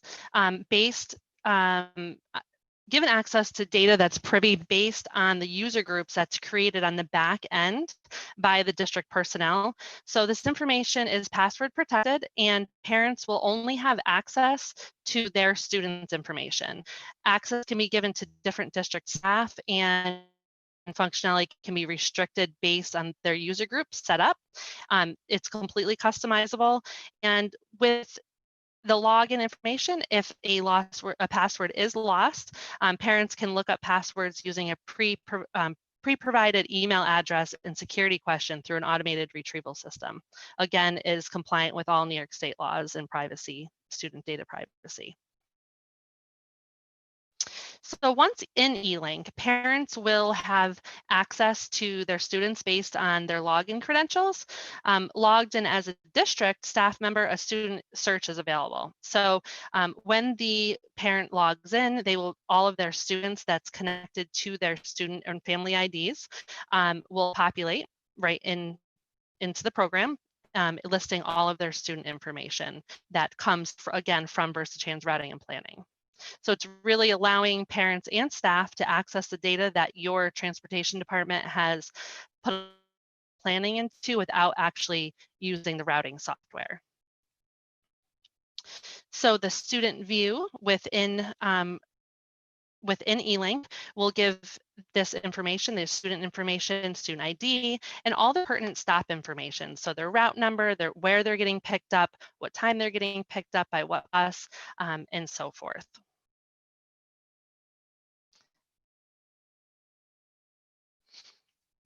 So with regards to the parent communication tool that's built directly into eLink, as an administrator, each subject will be set and predetermined recipient will be chosen based on that particular subject. So the number of subjects a district is able to utilize is unlimited, and this will all be set up during implementation and can be changed by district staff at any time. So the parent will go into the parent communication. They will type in their name, their students, all their students related in connection with their login credentials will populate. They can then go ahead and delete any students that the message is not pertaining to. And then they can choose to enter a email address that's different, that if it is different than the default connected to their account. They can also go ahead and list a phone number that they wish to be contacted on as well. And then once they choose that subject, whether it be an issue or an address change, this email message will get sent directly to that staff member or email address that you set up to receive that type of message. And the parent can also then go ahead and choose to receive a copy of that message so that they can have a record of what they sent. The next the next item that I want to go through is the MyStop application. So once you have on-screen and eLink in place, it's collecting, again, all of the real-time data of what's happening on the buses and all of the planned information that's that is planned, and it's getting married together and put into this MyStop application. The parents will then have access to download this application, and again, based on the login credentials, we'll have the data pertaining to only their children. And it will give the bus stop information, the estimated time of arrival, and also any push notifications that the districts choose to send out as well. So if the bus is late, and it's only pertaining to that particular bus, only parents of that bus that's running late will receive the message. And as well as any broadcast notifications if school's running late or anything that may be pertinent to the parents that they need to know right away. So I was told to keep this kind of short, so I did. And right now on the screen, I do have a timeline for all the products that I just briefly spoke about. And if you want, we can go through this. That's really entirely up to you, or we can go into any questions that you may have.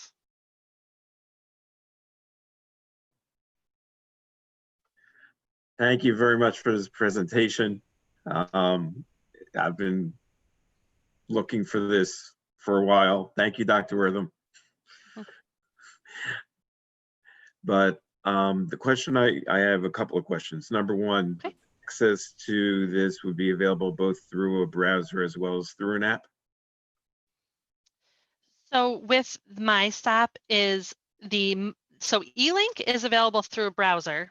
And it can be utilized on any device that has internet connectivity. The MyStop application is only for smartphones. So any type of iOS or Android-based device that you can download an application from the app store, that's where the MyStop app would use. So and that's real-time notifications that are push notifications, where the eLink can be used on any device that has internet connectivity, including phones, tablets, or any type of computer. On the parent communication piece of it, it automatically populates the request with the students' names based on the parent login? Yes. The transportation department could, if it wanted to, create bucket email addresses if they had multiple people servicing certain types of requests, or all the requests. I don't know how Mr. Schregler has the department configured for servicing different types of requests, but you could create an email address, for example, late buses, at ERCSD.org, and then have the email go there, and then he might have 3 people who deal with that issue. Yes, that's entirely up to how you want to implement and set it up on the back end. So I can show you the screen quickly. I'll bring up the live software, and I'm actually going to log in as an administrator.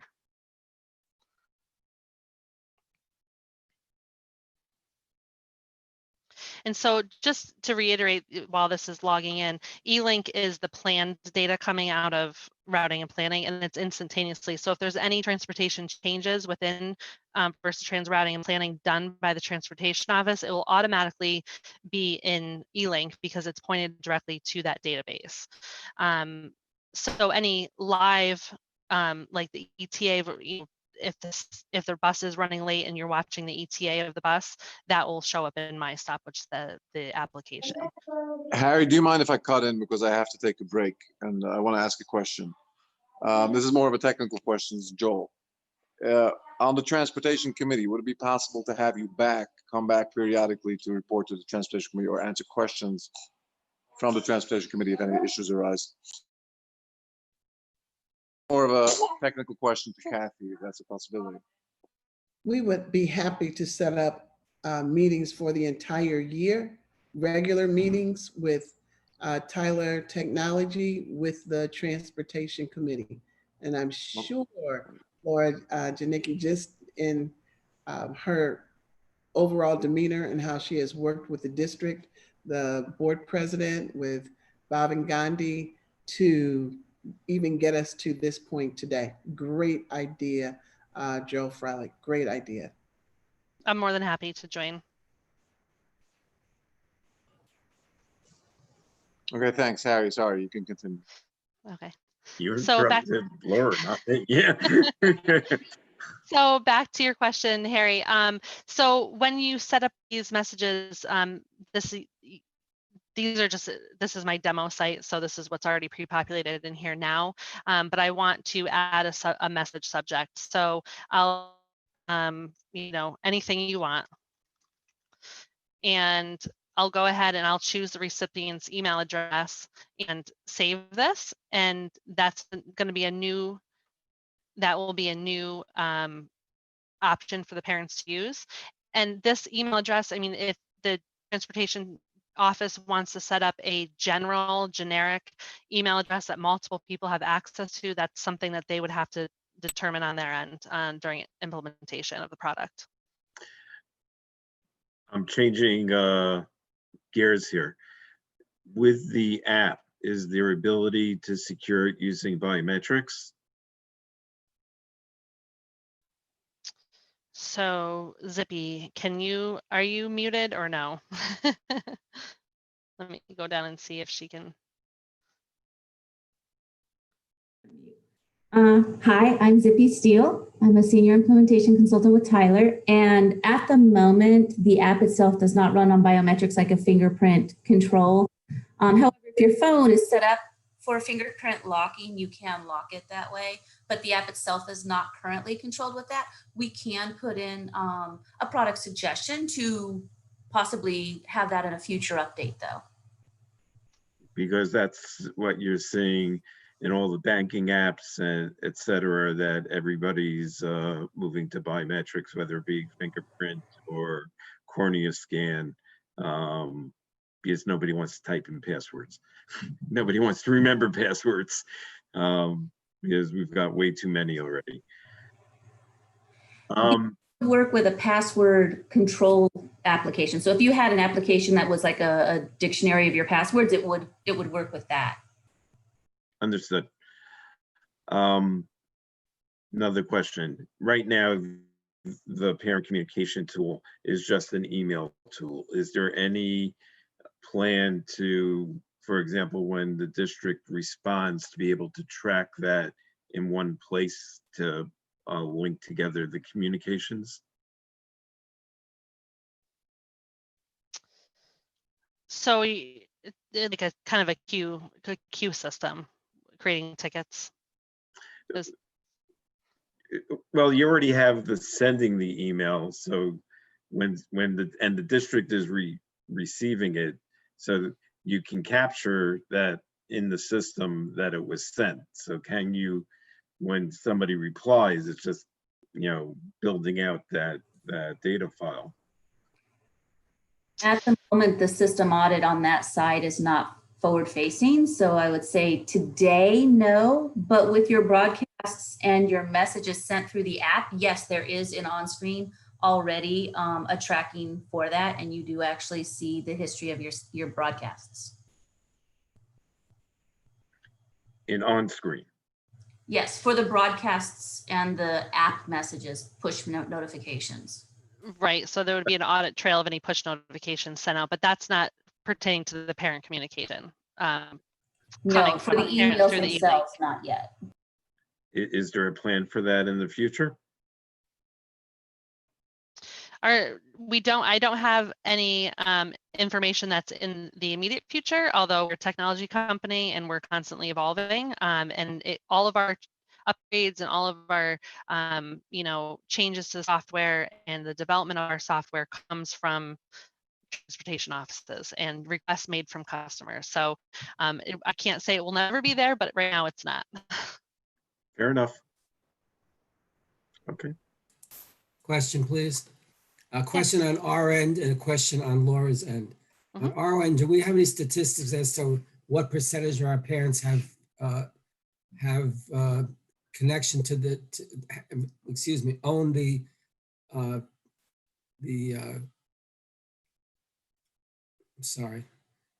the computers or phones that may be able to make use of this, the technology that's be able to connect to this? Did we ever do a study to see what percentage of the parents have that technology?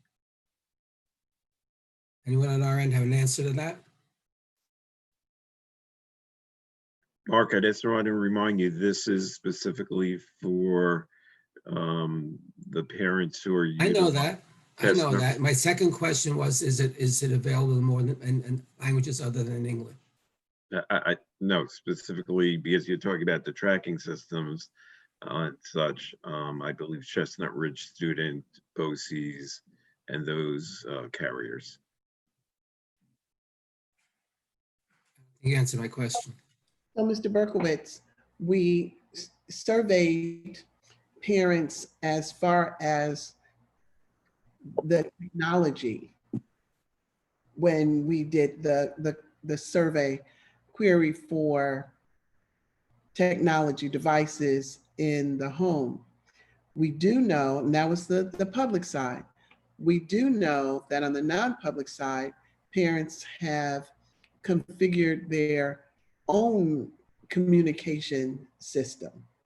And so this would introduce a seamless communication system for both public and non-public, all families who use transportation, which it's universal. This is something, and it's a response to what we had as our command center with emails, calls going into our command center. And this is something that was a request from all of our ridership, our entire district. And this is our response. They want to know where the buses, when are the buses? Can we get bus passes in alternative ways other than waiting for them to arrive in the mail or coming pick them up? So this is a response to a multi-year request from our community to serve in this manner. That wasn't the question I asked. The question was, do we have any statistics showing what percentage of the families? Yes. I don't mind if it's on the public school families, but what percentage of the families have access to the technology needed to make use of the system?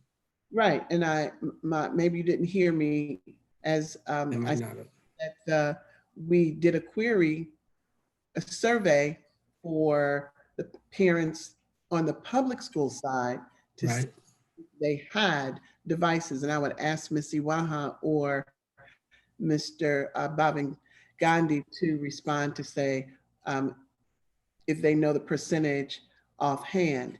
On the non-public side, what we have is a request for technology to be able to communicate and receive information from the transportation companies. And the request was to do it via technology. That's what we have on one side. We have the data, and then on the other side, we have the request. So can Ms.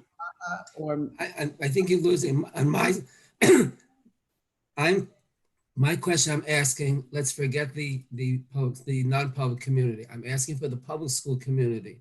What percentage of the families have the technology, and is it available in language other than English? It's available in language other than English.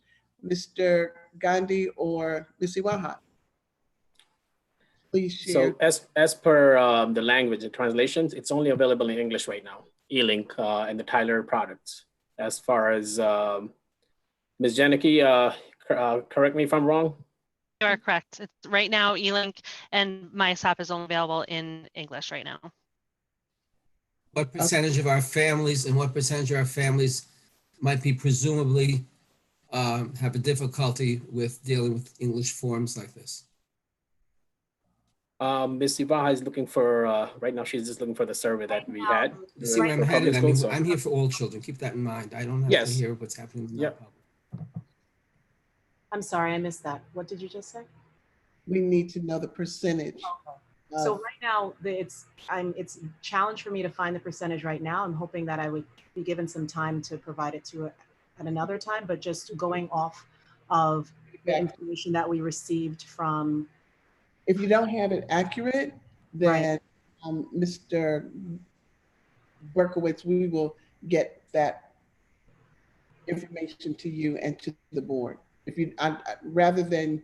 Right, thank you. Just this thing is something very important to know, because if we're investing in something, we have to know that it's going to be used. Exactly. There are people now, I have trouble because I really like this. I have a smartphone, but I prefer seeing things in my email. But most of the people I deal with say, no, I want to just use WhatsApp. I want to know how this is delivered. So I might have missed something in there. We were talking about emails. You know, not everyone gets the emails to their smartphones, and everyone has email. Not everyone, you know, there could be a lot of things we have to know if it's an investment that's worth it. Everyone has a telephone. Excuse me.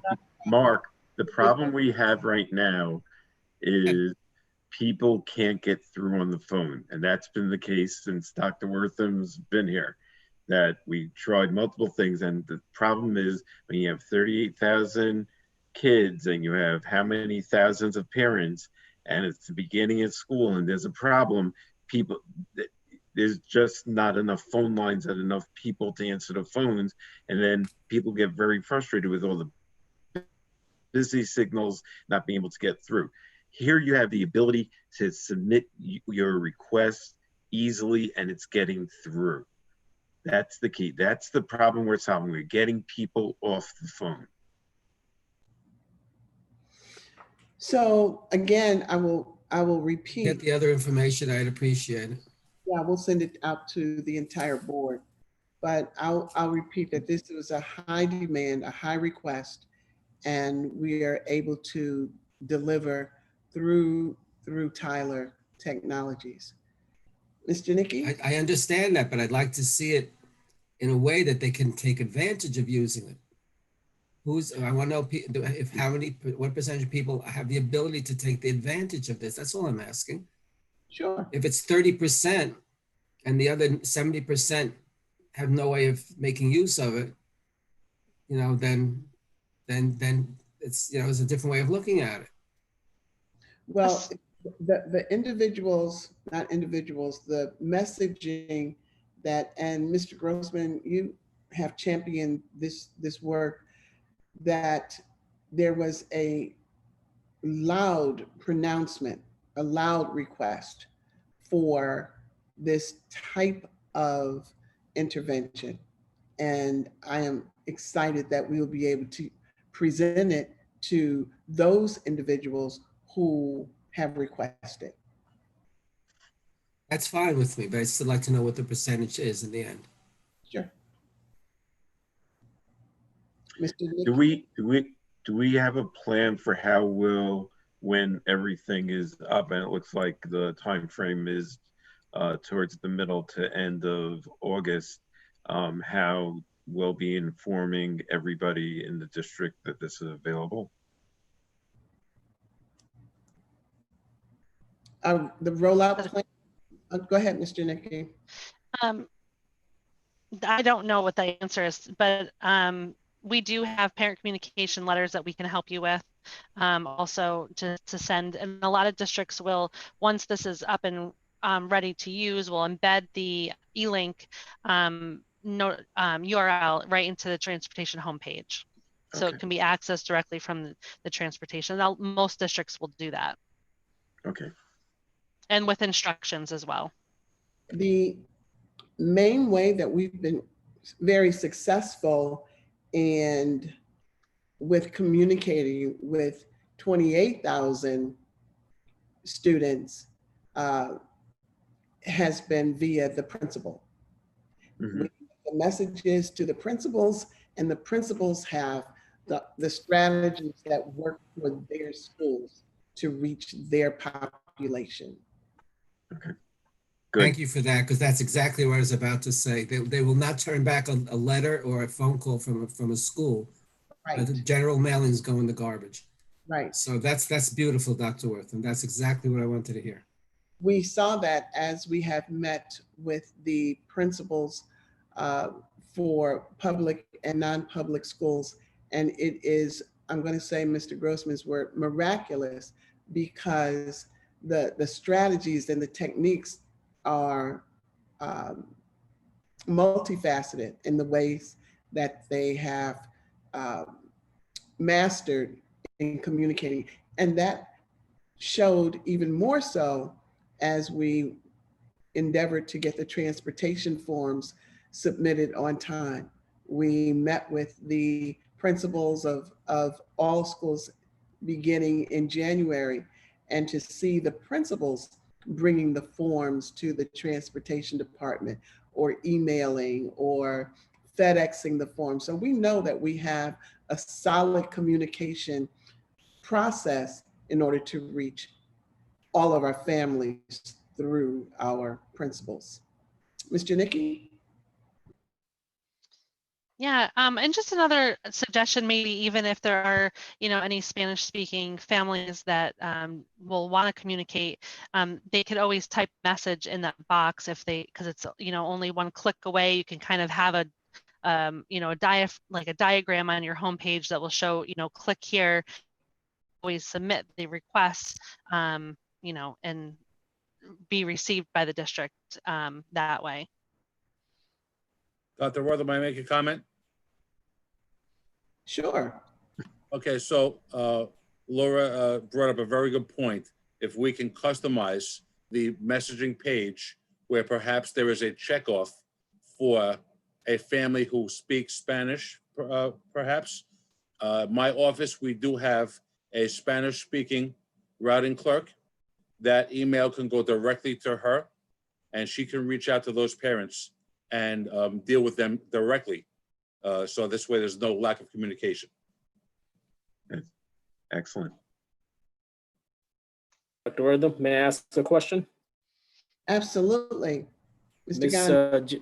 Janicki, so reporting, how does reporting work anyway? Let's say we receive 50 to 100 emails from, it's going to come through e-learning portal. It's not going to come directly through the email address of the parents, So is there a reporting tool we can look at once a week, once a month, and just to check how many requests are coming in and where, which buildings or which locations they're coming from? Zippy, are you aware of a audit trail for the messages being sent by parents to through the parent communication tool? Not at the moment, but we do have customized reports through report writers, so there may be a way that we could pull it. I would have to test that scenario. I can follow up with that question. Yeah. I'll just write it down. Okay, thank you. You're welcome.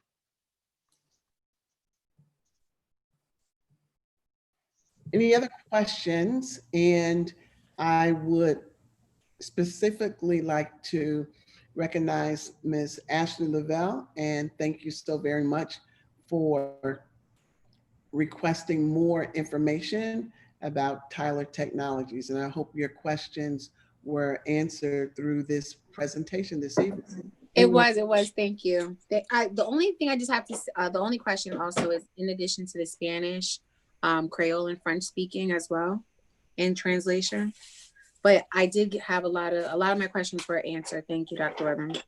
You are quite welcome for asking those questions in advance so that we could provide responses for you. That's the way it works. Yay. Well, Ms. Laura Janicki, thank you and your team member for coming and sharing with us. It is a great day in East Ramapo. I know that you have had the baptism of our board president with questions, and then with Bhavin Gandhi, our interim director of technology. So it's just all in the family, and you can see that everyone is hungry to put this in front of our community. So thank you so very much. I appreciate the time you allowed me to present tonight. So if there's any other questions that you have, once this concludes, feel free to reach back out and ask. All righty. Look forward to those committee meetings because they'll be ongoing. I will. Maybe we can get back on site sometime too. Yeah, that would be great. That would be I'm great. not too far away. Thank you so very much. Thank you. Take care.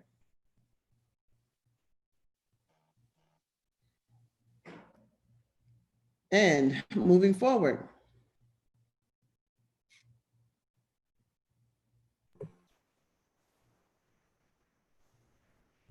Ms. Janicki, if you may share, stop sharing your screen. Thank you.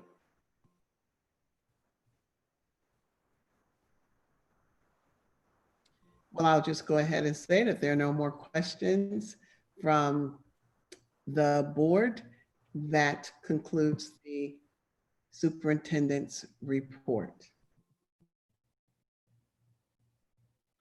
I just muted myself. Oh my goodness. Thank you, Dr. Wortham. You're quite welcome. Information, consent agenda items, moving on. I'm just like so excited about the transportation stuff. I'll move on consent items. Mr. Gross. That was a present. Thank you. We have items 1 through 8 for consent agenda items. I'll move on consent agenda items. Who do I second? Okay, do I have a second? I'll second Ashley Lavelle. All in favor, say aye. Aye. Aye.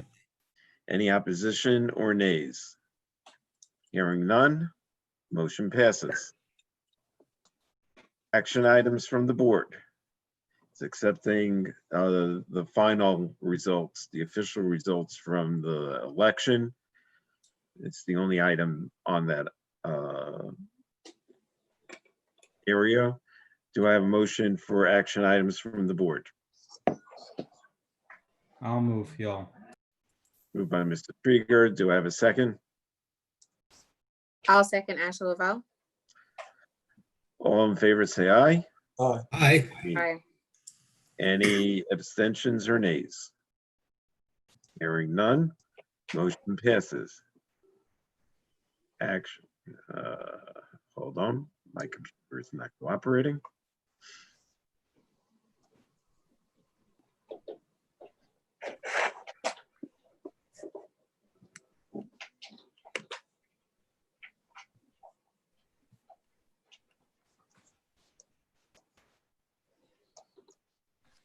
Action items from the superintendent. We have 1 through 8 plus the addendum of 1 through 5. Correct, Ms. Keevy? I Correct, believe that's Mr. Grossman. okay. So do I have a motion for action items from the superintendent? It's 1 through 8 plus the addendum, which is 1 through 5. Do I have a motion? Yes, motion, Mark. Moved by Mr. Berkowitz. Do I have a second? I will second it. All in favor, say aye. Aye. Any opposition or abstentions? Hearing none, motion passes. Information and reports from the board. I'd requested, we've been talking about sanitizing the buildings at several of the last meetings. I requested a company that does sanitizing to come in, explain the process, what it does. And they have a presentation to make so that the board has a little better understanding of what it entails. The name of the company is called Germ Squad, and I will ask them to explain the sanitizing process.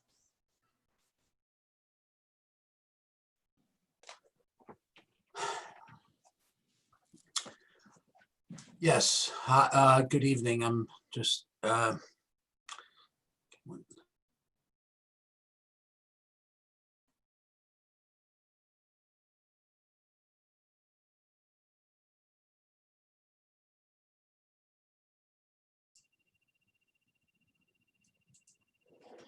Okay, I'm just seeing if my partner is, he stepped out for a second. Murphy's Law. 1 second.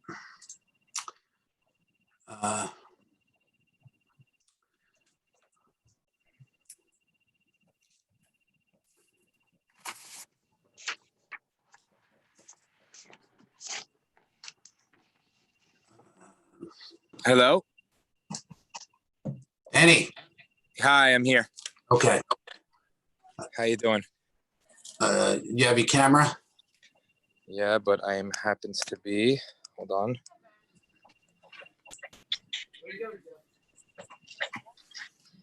One second. I'm just gonna get into a better area. My apologies.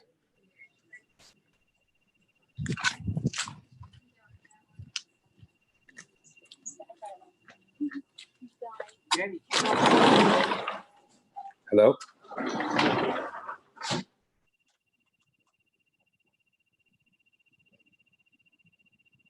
Hey, Dan.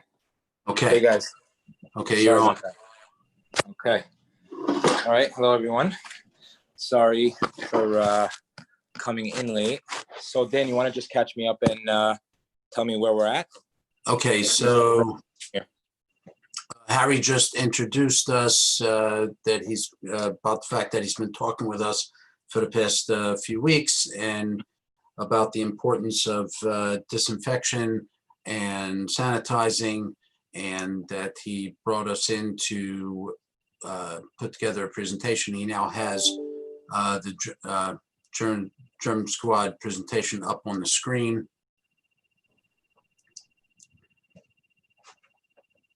Okay, perfect. So I'll give you guys an introduction, just a little background of what we did to date through this unfortunate pandemic. So to date, we've serviced over, I would say, around a little over 6 million square feet of disinfecting. And that's a range of warehouses, hospitals, nursing homes, residential homes, offices, across the board in every sort of category. The reason why we were able to execute on such a large scale was due to, one, we were above board, completely compliant with the CDC, fully insured. We made sure to really, really be fully compliant when everything that we do. And also the chemicals that we use are listed, on the list N. List N is the list that the CDC released with all the approved chemicals to combat COVID. So we had a whole range of chemicals on that end, as well as the equipment.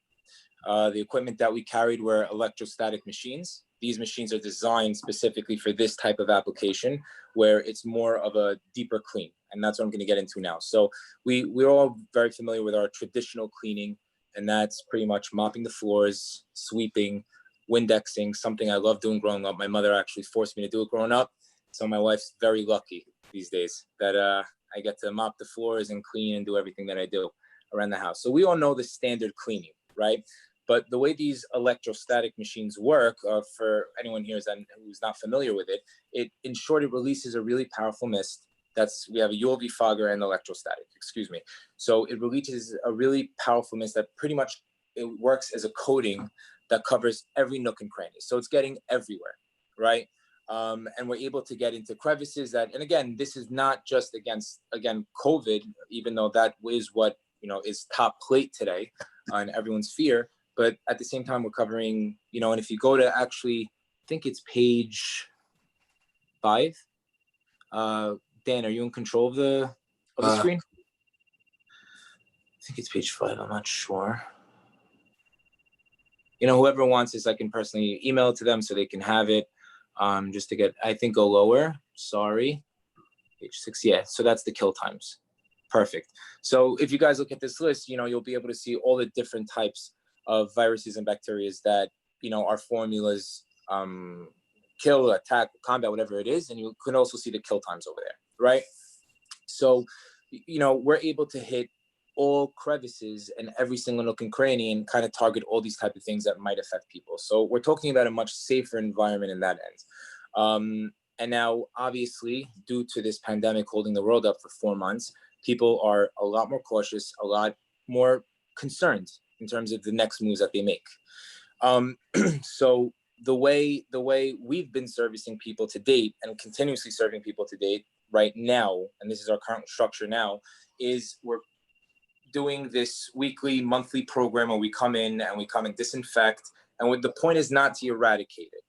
Okay, I want to clarify one point that there are people out there that market and say that yes, we can protect and prevent for up to 90 days. All right, I've called every single formula company, chemical company, whatever it is, in terms of pesticidal formulas.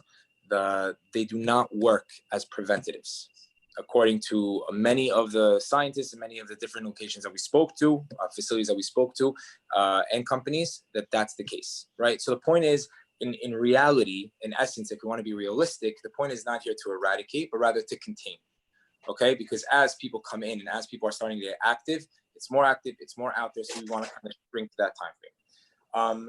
And in short, the process, so like I was saying, we have the process to cover, like I said, a lot of square footage. And the equipment's there, everything's there.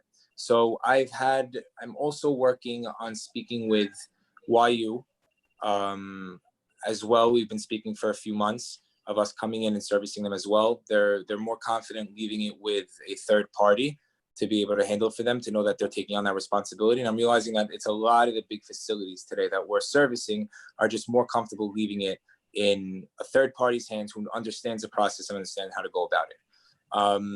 That's the germ squad. Right now, if you guys want, you can go through like I mentioned earlier, if anyone wants the corporate deck, then can send it over to you guys and you can review it and see, what we have there. I know that you guys have been here since 7:30, so I don't want to take up too much of your time. And that's— You want to just add one thing about regarding titanium dioxide? Yes, that's what I was getting to now. That was the next thing I was getting to. I just wanted to make it quick. Now, that being said, I was very gung-ho on finding a solution to a preventative measure, okay? Unfortunately, I service people who lost their spouses on the day of.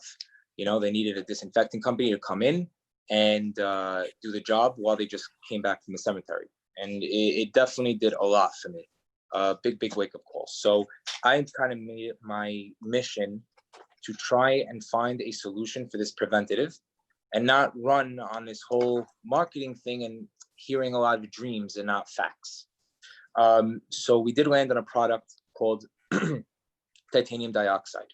Now, people here might be familiar with what titanium dioxide is. It's not a new chemical. It's not a new formula. It's not anything like that. It's been here for years. They use it in paint. They use it as a food additive. So titanium dioxide is something that's very well known.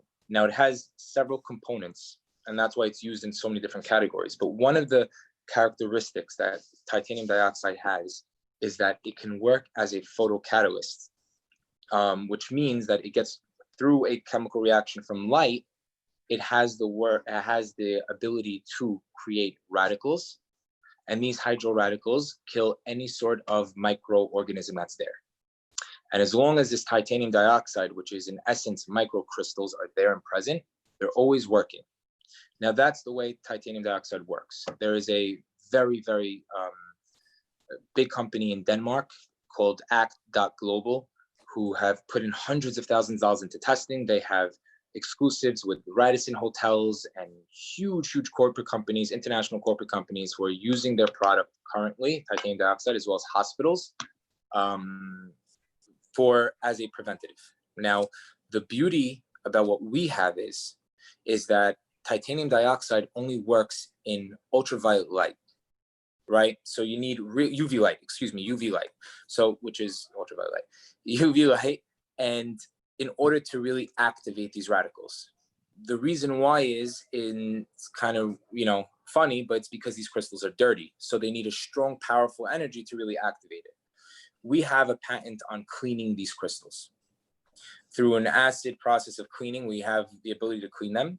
And through cleaning them now, that they don't need that much exposure, of UV light, they work in regular blue light, which is a really, really, really big change, because now it's more realistic and more active in indoor areas where there's just regular light. Now, there's much testing. papers and papers and all different graphs and all that stuff. If I was a scientist, I would say with confidence, I don't know anything about the science. I get it. I understand it. There's a lot of testing behind it that's there. The EPA is fully aware of its characteristics. They know about it, but it's not registered with the EPA. And in order to get it registered, it can take 2 years with $250,000 minimum in investments. So, you know, this company is really, they don't have the money backing them. We were backing them in terms of taking it, you know, more of an exclusive level international on a national level, which we're still doing. But I have to say that up front because again, there's no, you know, EPA registration. It is TSCA registered, which it means it's registered as, you know, titanium dioxide is a registered toxin for the EPA, but not as a pesticide. Now, this is the most important clarification I'm going to make, and I'm going to end here. Titanium dioxide is not a pesticide, which means that it has no sort of hazardous, you know, it's not on a, its risk of hazard isn't as like a pesticide, which is used as toxin to kill bugs and bacteria and all that different stuff, right? Titanium dioxide in its essence is really nothing if there was no light. Once there's light, through that process, like I said, it creates a hydro. So now since that process is happening and our intent is to sell that, to say that you can use this as a coating, which can be used as a preventative for a certain amount of time, a long period of time, that's our intention. So now that needs to be EPA registered. And that coating goes on top of the disinfection. Yeah, the claims that we're not making any claims of disinfecting or anything like that because, you know, the EPA wants us to be very, very careful. We did really narrow down our verbiage and make sure that we're delivering a very clear message as to what this product does, right? Go do your standard cleaning, but have an extra protective, actually have an extra, preventative.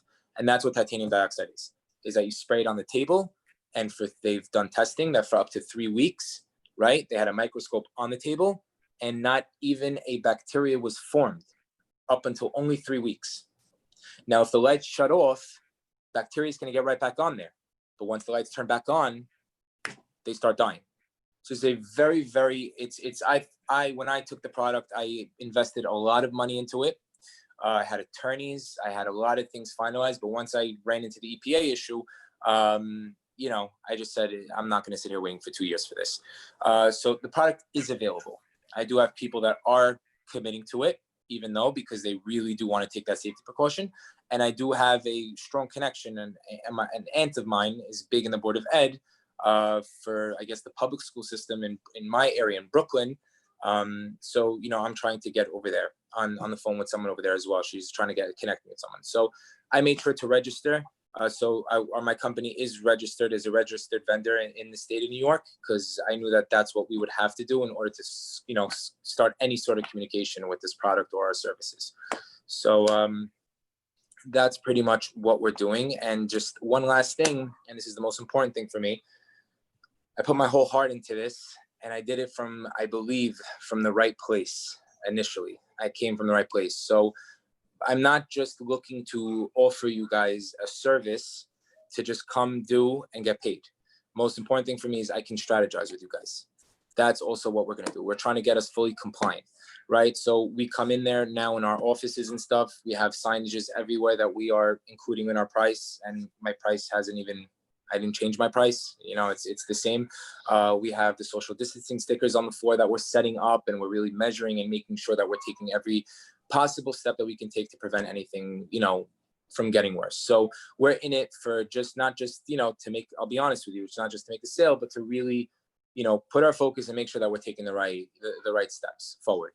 And that's why I believe that, you know, we're pretty much the only company that still stands today, besides for like the bigger ones that have been around for, you know, years and stuff. But very, I feel honored to be a part of it. So I hope I can help out in any way. So I thank you for letting me be on this call and giving me the time. A question for you. Without the protective layer, how long does the sanitizing last for? Good. So the sanitizing lasts for as long as it lasts. It can be once bacteria starts coming in, right? Now, the point is though, that could be an hour, that can be, you know, as kids come in and they're coughing, whatever it is. Now the point is though, and that's what I said, yes, we're not looking, we don't have a solution to eradicate this from our locations and stuff like that. But the point is that we want to take preventative measures to contain it, right? To shrink and reduce the risk. Best example I actually gave it to my neighbor the other day, was I got a berry tree that's killing my backyard. And the next door neighbor to me, he just never washed it. But every single morning I wake up, I go out with the hose and I make sure to wash those berries away. Good thing is that my kids could actually play in the backyard every day and his can't, right? So we're taking the right steps to just prevent any sort of, not prevent, contain, and make sure to try to take any measures that we can to from any sort of, you know, contamination or anyone getting contracted with it. Would that titanium dioxide coating work to contain, using your word, the COVID-19 as well? Yes. Yes. Yeah. For the 3-week period that you were talking about? The 3-week period, and can even be longer in certain areas. You understand? So if let's say you have lockers, right? And the top of the lockers aren't areas that are really, people touch it, right? It's not so much contact on it. The point is the contact. The more people rub on that certain area, they're just rubbing off those crystals. So you want to come in and just do, let's say, another round. But another round could be a month, another round could be 6 weeks on certain areas. So you're even shrinking the amount of square footage that you're covering, right? So you do the initial big blow, and then you come and you do those common areas, doorknobs, you know, light switches, lockers, gyms, that type of stuff. Now, again, it doesn't mean that we have to come in and do our services. I can actually sell you guys the product and you can apply it yourselves.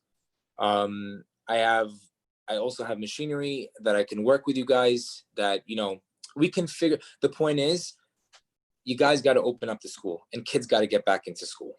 Okay. And we have to figure out what we got to do. So there's definitely, you know, that we're taking precautions in terms of social distancing and trying to limit the amount of people and whatever it is. But yeah, believe it or not, we're going to have to take also more precautions in the type of cleaning that we do. Right. And that's just the reality. It's pretty much the new normal is what we're accepting. That's what people are feeling. That's kind of the feedback I'm getting from a lot of my clients and customers. So yeah, again. Please. I want to ask a question. Question, please, Danny. My name's Mark. Hey, Mark. I'm familiar with the product because I heard about it way back before COVID, actually. And you brought up this thing about the blue light. Does this product, the coating, does that have to react with blue light, or is that separate? The coating, our product right now, titanium dioxide, is actually that works under regular standard blue light, standard light, household, regular industrial light, that whatever it is. That's what I wanted to know. Okay. Hello. Yeah. Harry, Yeah. I guess I'm a little confused because I thought the final cleaning, the camps would would assume the responsibility for that, and that they would pay for it. So I wish you would clarify that for me, because I don't understand. That's 100% the case. But even after that, the district is still going to have to do cleanings itself after that, assuming kids come back inside the building. The need to cleaning doesn't stop. Especially as I just want to, kick in now, understand something. There is a lot of psychology here, right? A lot of people are wishy-washy.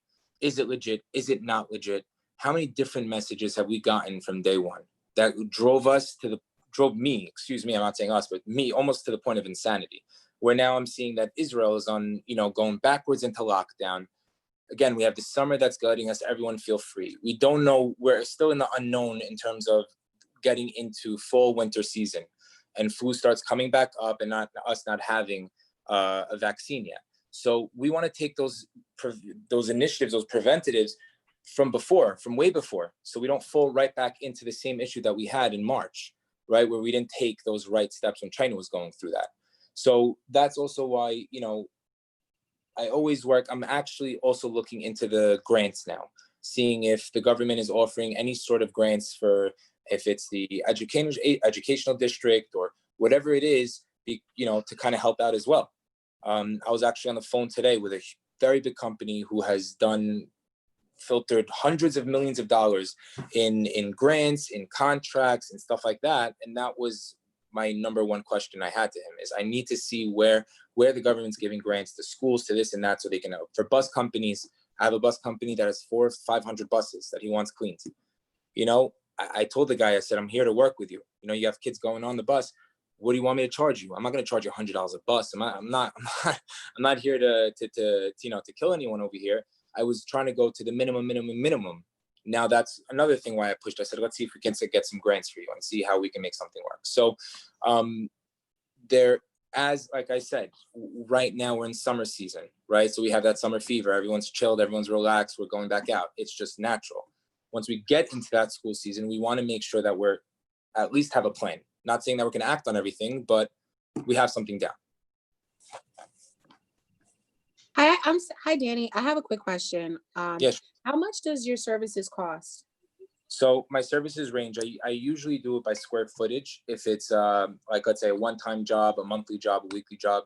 Right now, the DOB just released, actually tomorrow, July 8th, stop work orders and financial penalties on people who are not following the DOB, the CDC and the Department of Health's compliances. So I'm right now on a lot of construction sites, and we're doing it hourly rates as well. So if I have to put a porter in there who understands, like for example, the guy that I put on my construction sites, one of my workers, he did over 4 million square feet for me, and they're obsessed with him. So he has a routine. He's not just cleaning, he's brooming, he's mopping, and he's disinfecting, right? So he's doing the whole 9 yards. And in that case, I'm charging them by the hour. I can't charge them by the square foot. It would be insanity. So what I'm doing now is, for example, in let's say 100,000 square feet, I'll give you that example. I brought my prices down a lot. We went from, let's say, I think it was 10 cents when the market was at 20 cents. Now more between 5 to 6 cents. That's anywhere between 100,000 square feet. If we were doing it by a square footage project, if we had a monthly, you know, if we were doing it bi-weekly or weekly, again, my prices vary, and I always make sure that my prices I end up being in a place where it works for you and it works for me. So I'll never do a job for it. We're going to end up being at a place where it's going to work. We'll definitely figure that out. And that's how it's been to date. That would include the product as well as the service? The product, you mean which product? Pure the titanium dioxide. No, so that's separate. The titanium dioxide, I have an exclusivity with the manufacturer. Okay, so I'm an exclusive distributor. Let's just say in the country. His prices are pretty high now, and I would even be transparent with the prices so you guys can see our profit margins and understand where we're at. Right now, the way I have it structured, and this was the way I designed it to go into market, which was very unique. It was a heartbreaker because even a lot of the service companies were loving me for this. The way it works is it's 4 grams of titanium dioxide per 1 gallon of water. Okay, that's ready to use. So you put the titanium dioxide powder inside, shake it up really, really, really well. You have it in 1 gallon of water, ready to use. So you put your gallon of water in a bottle and a machine, whatever it is. So I had 100 packets of 4 grams of titanium dioxide equals a pound. So in a pound bag. So instead of shipping 100 bottles at a time, I'm shipping pounds, 1 pound. Here, take it, boom, ready to use. You have your instructions and everything. That 1 pound right now, the price right now for the 1 pound, which equals 100 gallons of water, is $4,000.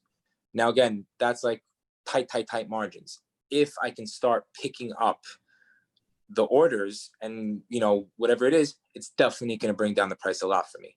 But don't forget, 1 pound equals 100 gallons of water. So you have a lot of formula to use in, you split it up by locations and stuff like that. You know what I mean? Mhm. Hi, Danny. Wait, I'm so sorry. I think I got disconnected. Wait, Sure. how much did you say it was again? $4,000. For what? For the Other services. Oh, for the services. So I do it, like, so I was explaining, I'll just say quick. I have two ways of charging. I either do it hourly or I do it by square footage.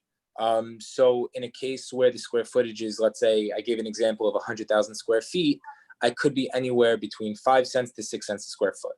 Now that's just a one time.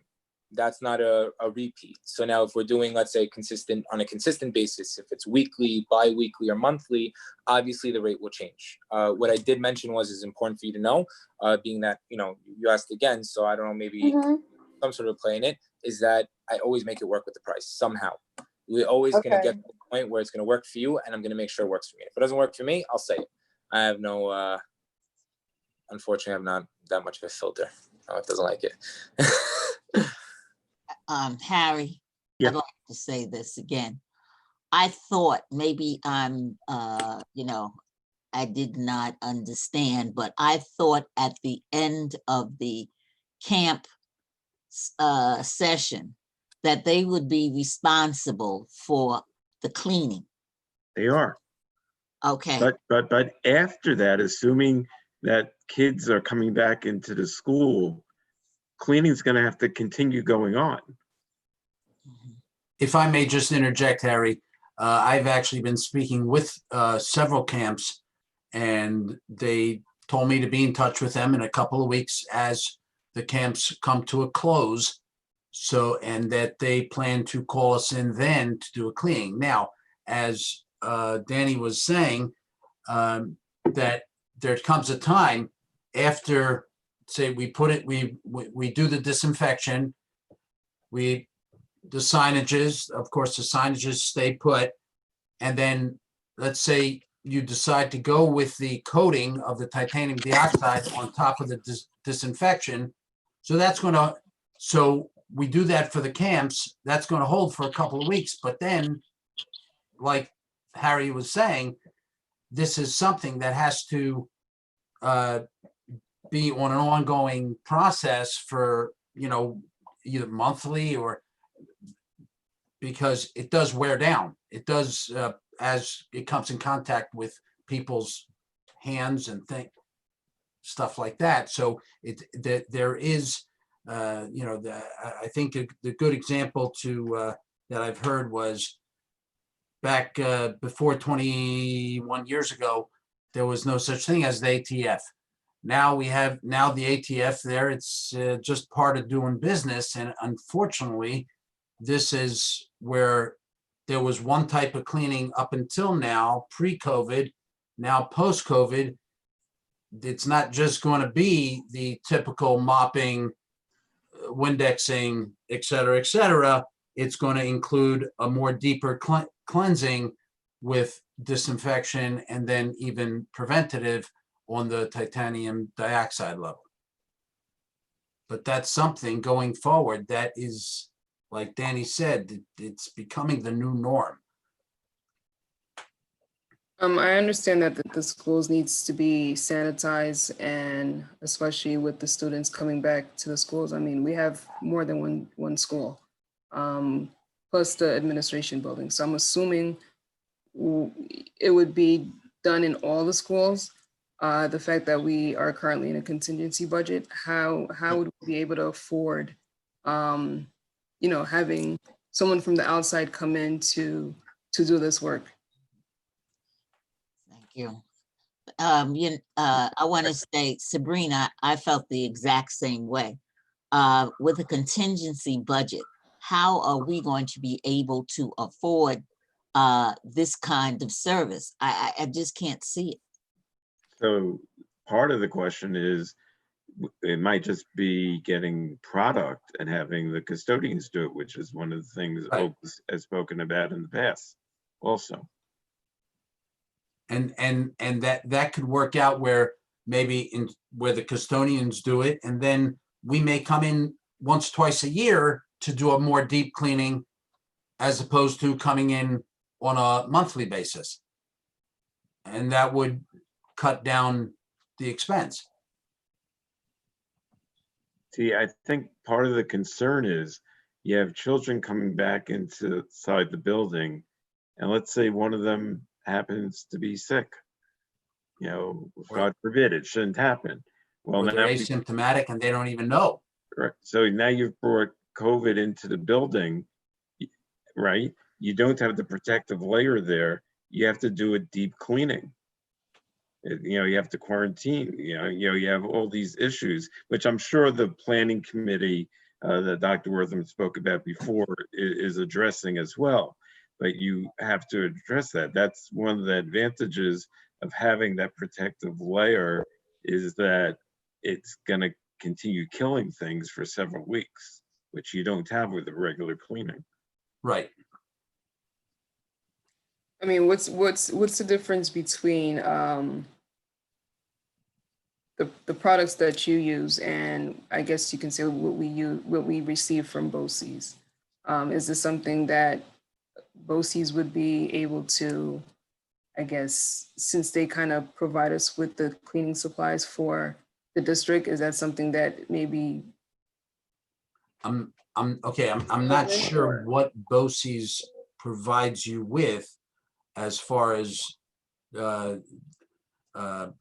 disinfection and the necessary chemicals that are needed to attack COVID. But as far as titanium dioxide, Dan, I'm back if you need me. Sorry, my phone died. In the she was asking, because they're concerned about being on a budget. They're concerned about being able to afford this process. So what Harry and I were talking about was that their custodians could do a more ongoing cleaning, and maybe we come in once or twice a year and do a more deep cleaning, and then we can sell them some of that titanium dioxide product where they can keep that on hand and be able to Dan, I'm going to cut you short. I'm going to cut you short here. Let's continue this conversation. You'll speak to OB. We'll see, if something's doable, something's not doable. I have no idea. Ultimately, I think we're all concerned. It's been expressed multiple times, dealing with the safety of the children, especially if they're coming back to the building, if we're reopening, and we want that to be addressed properly, obviously cost effectively. I want to thank you for your time and your presentation. Thank you. And this will be Dr. Wortham. Dr. Wortham?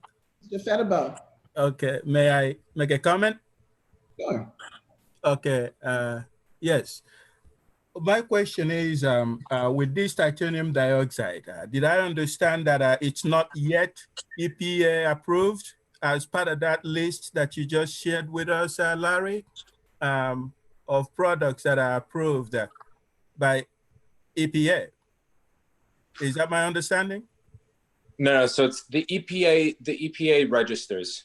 Yeah, they the give you the registration and stuff like yes. that. The CDC was the one that released the list. They were the ones that released the list with all EPA registered products like that. So it's not an EPA registered product because, in essence, it's not a pesticide. It's a pesticide intermediate.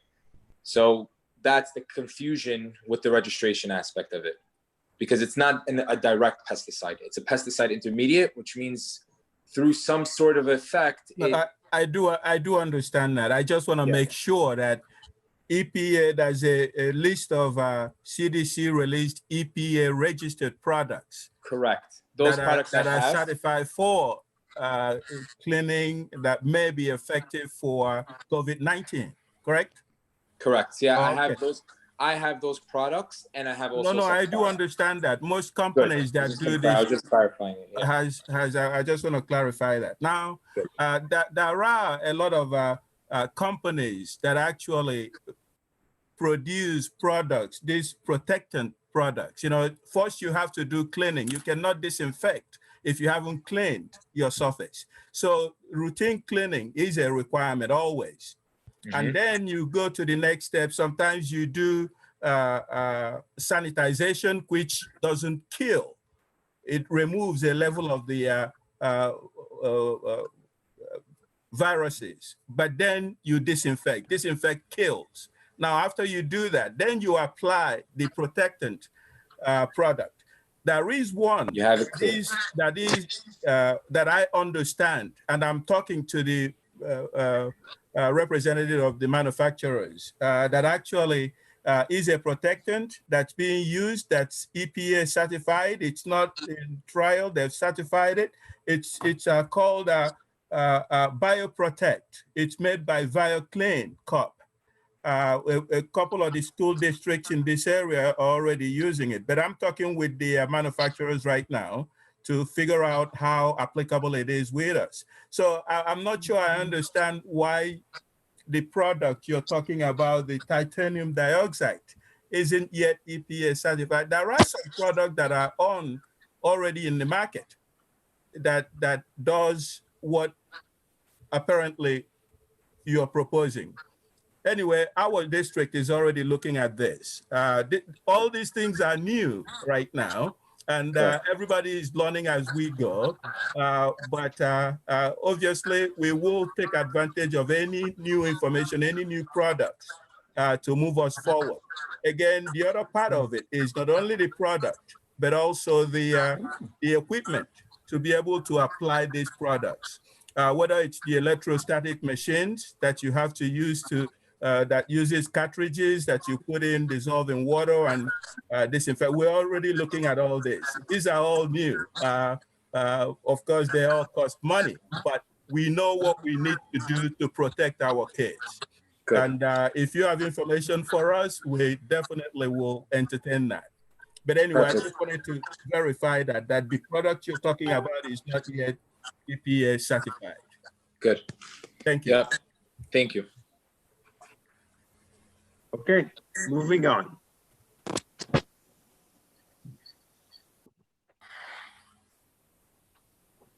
Have there been any written communications?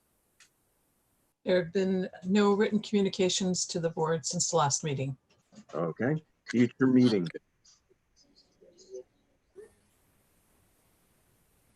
A regular meeting is scheduled for August 4th, beginning at 7:30 p.m.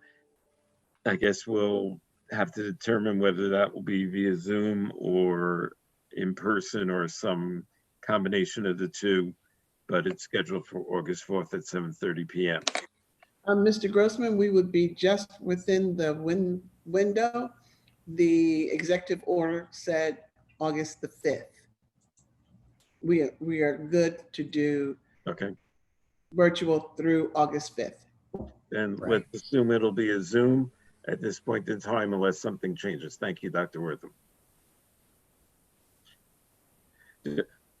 Executive session, what's on the table? Mr. Worthman, an update on possible litigation with a former employee, an update on appeal petitions filed with the Commissioner of Education regarding camps, and to discuss matters leading to the appointment of a person or a company. Okay, I'll make a motion to go to executive session to discuss the items as delineated by the district clerk. Do I have a second? Second, Sabrina. Second by Ms. Charles Pierre. All in favor say aye. Aye. Aye. Any abstentions or nays? Douglas, do we expect? Mr. Grossman, I was going to say, I don't believe we're expecting any motions following executive session. That's to ask that. Motion passes as The district clerk indicated we don't expect any resolutions coming out of executive session, so I wish everybody a good evening. Thank you.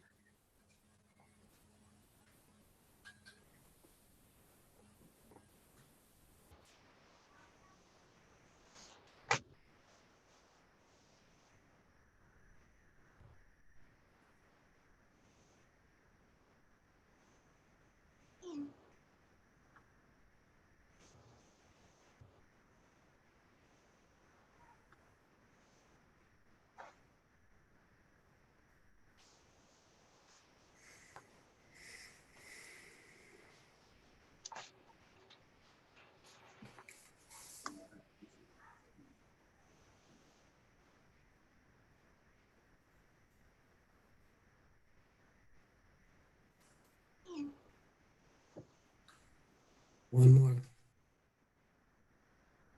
Yep.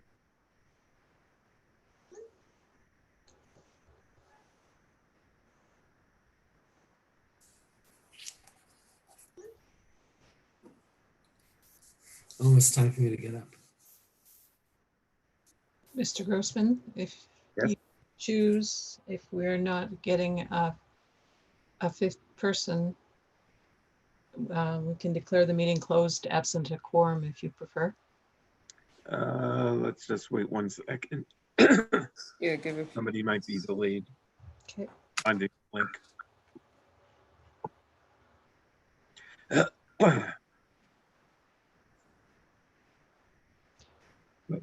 We are live on YouTube. Okay.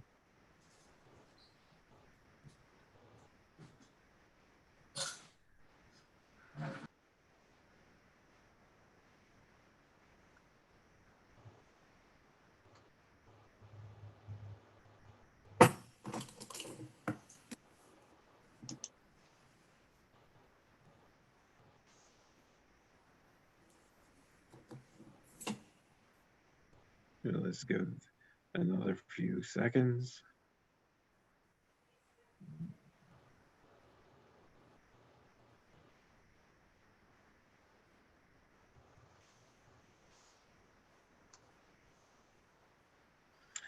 Okay, we don't have a quorum, so the meeting, how does it work, Kathy? The meeting just ends? You just state that absent a quorum, the meeting has ended. Okay. Absent a quorum, this meeting is now concluded. Good night, everyone. Thank you. Have a Good good night, everybody. Right.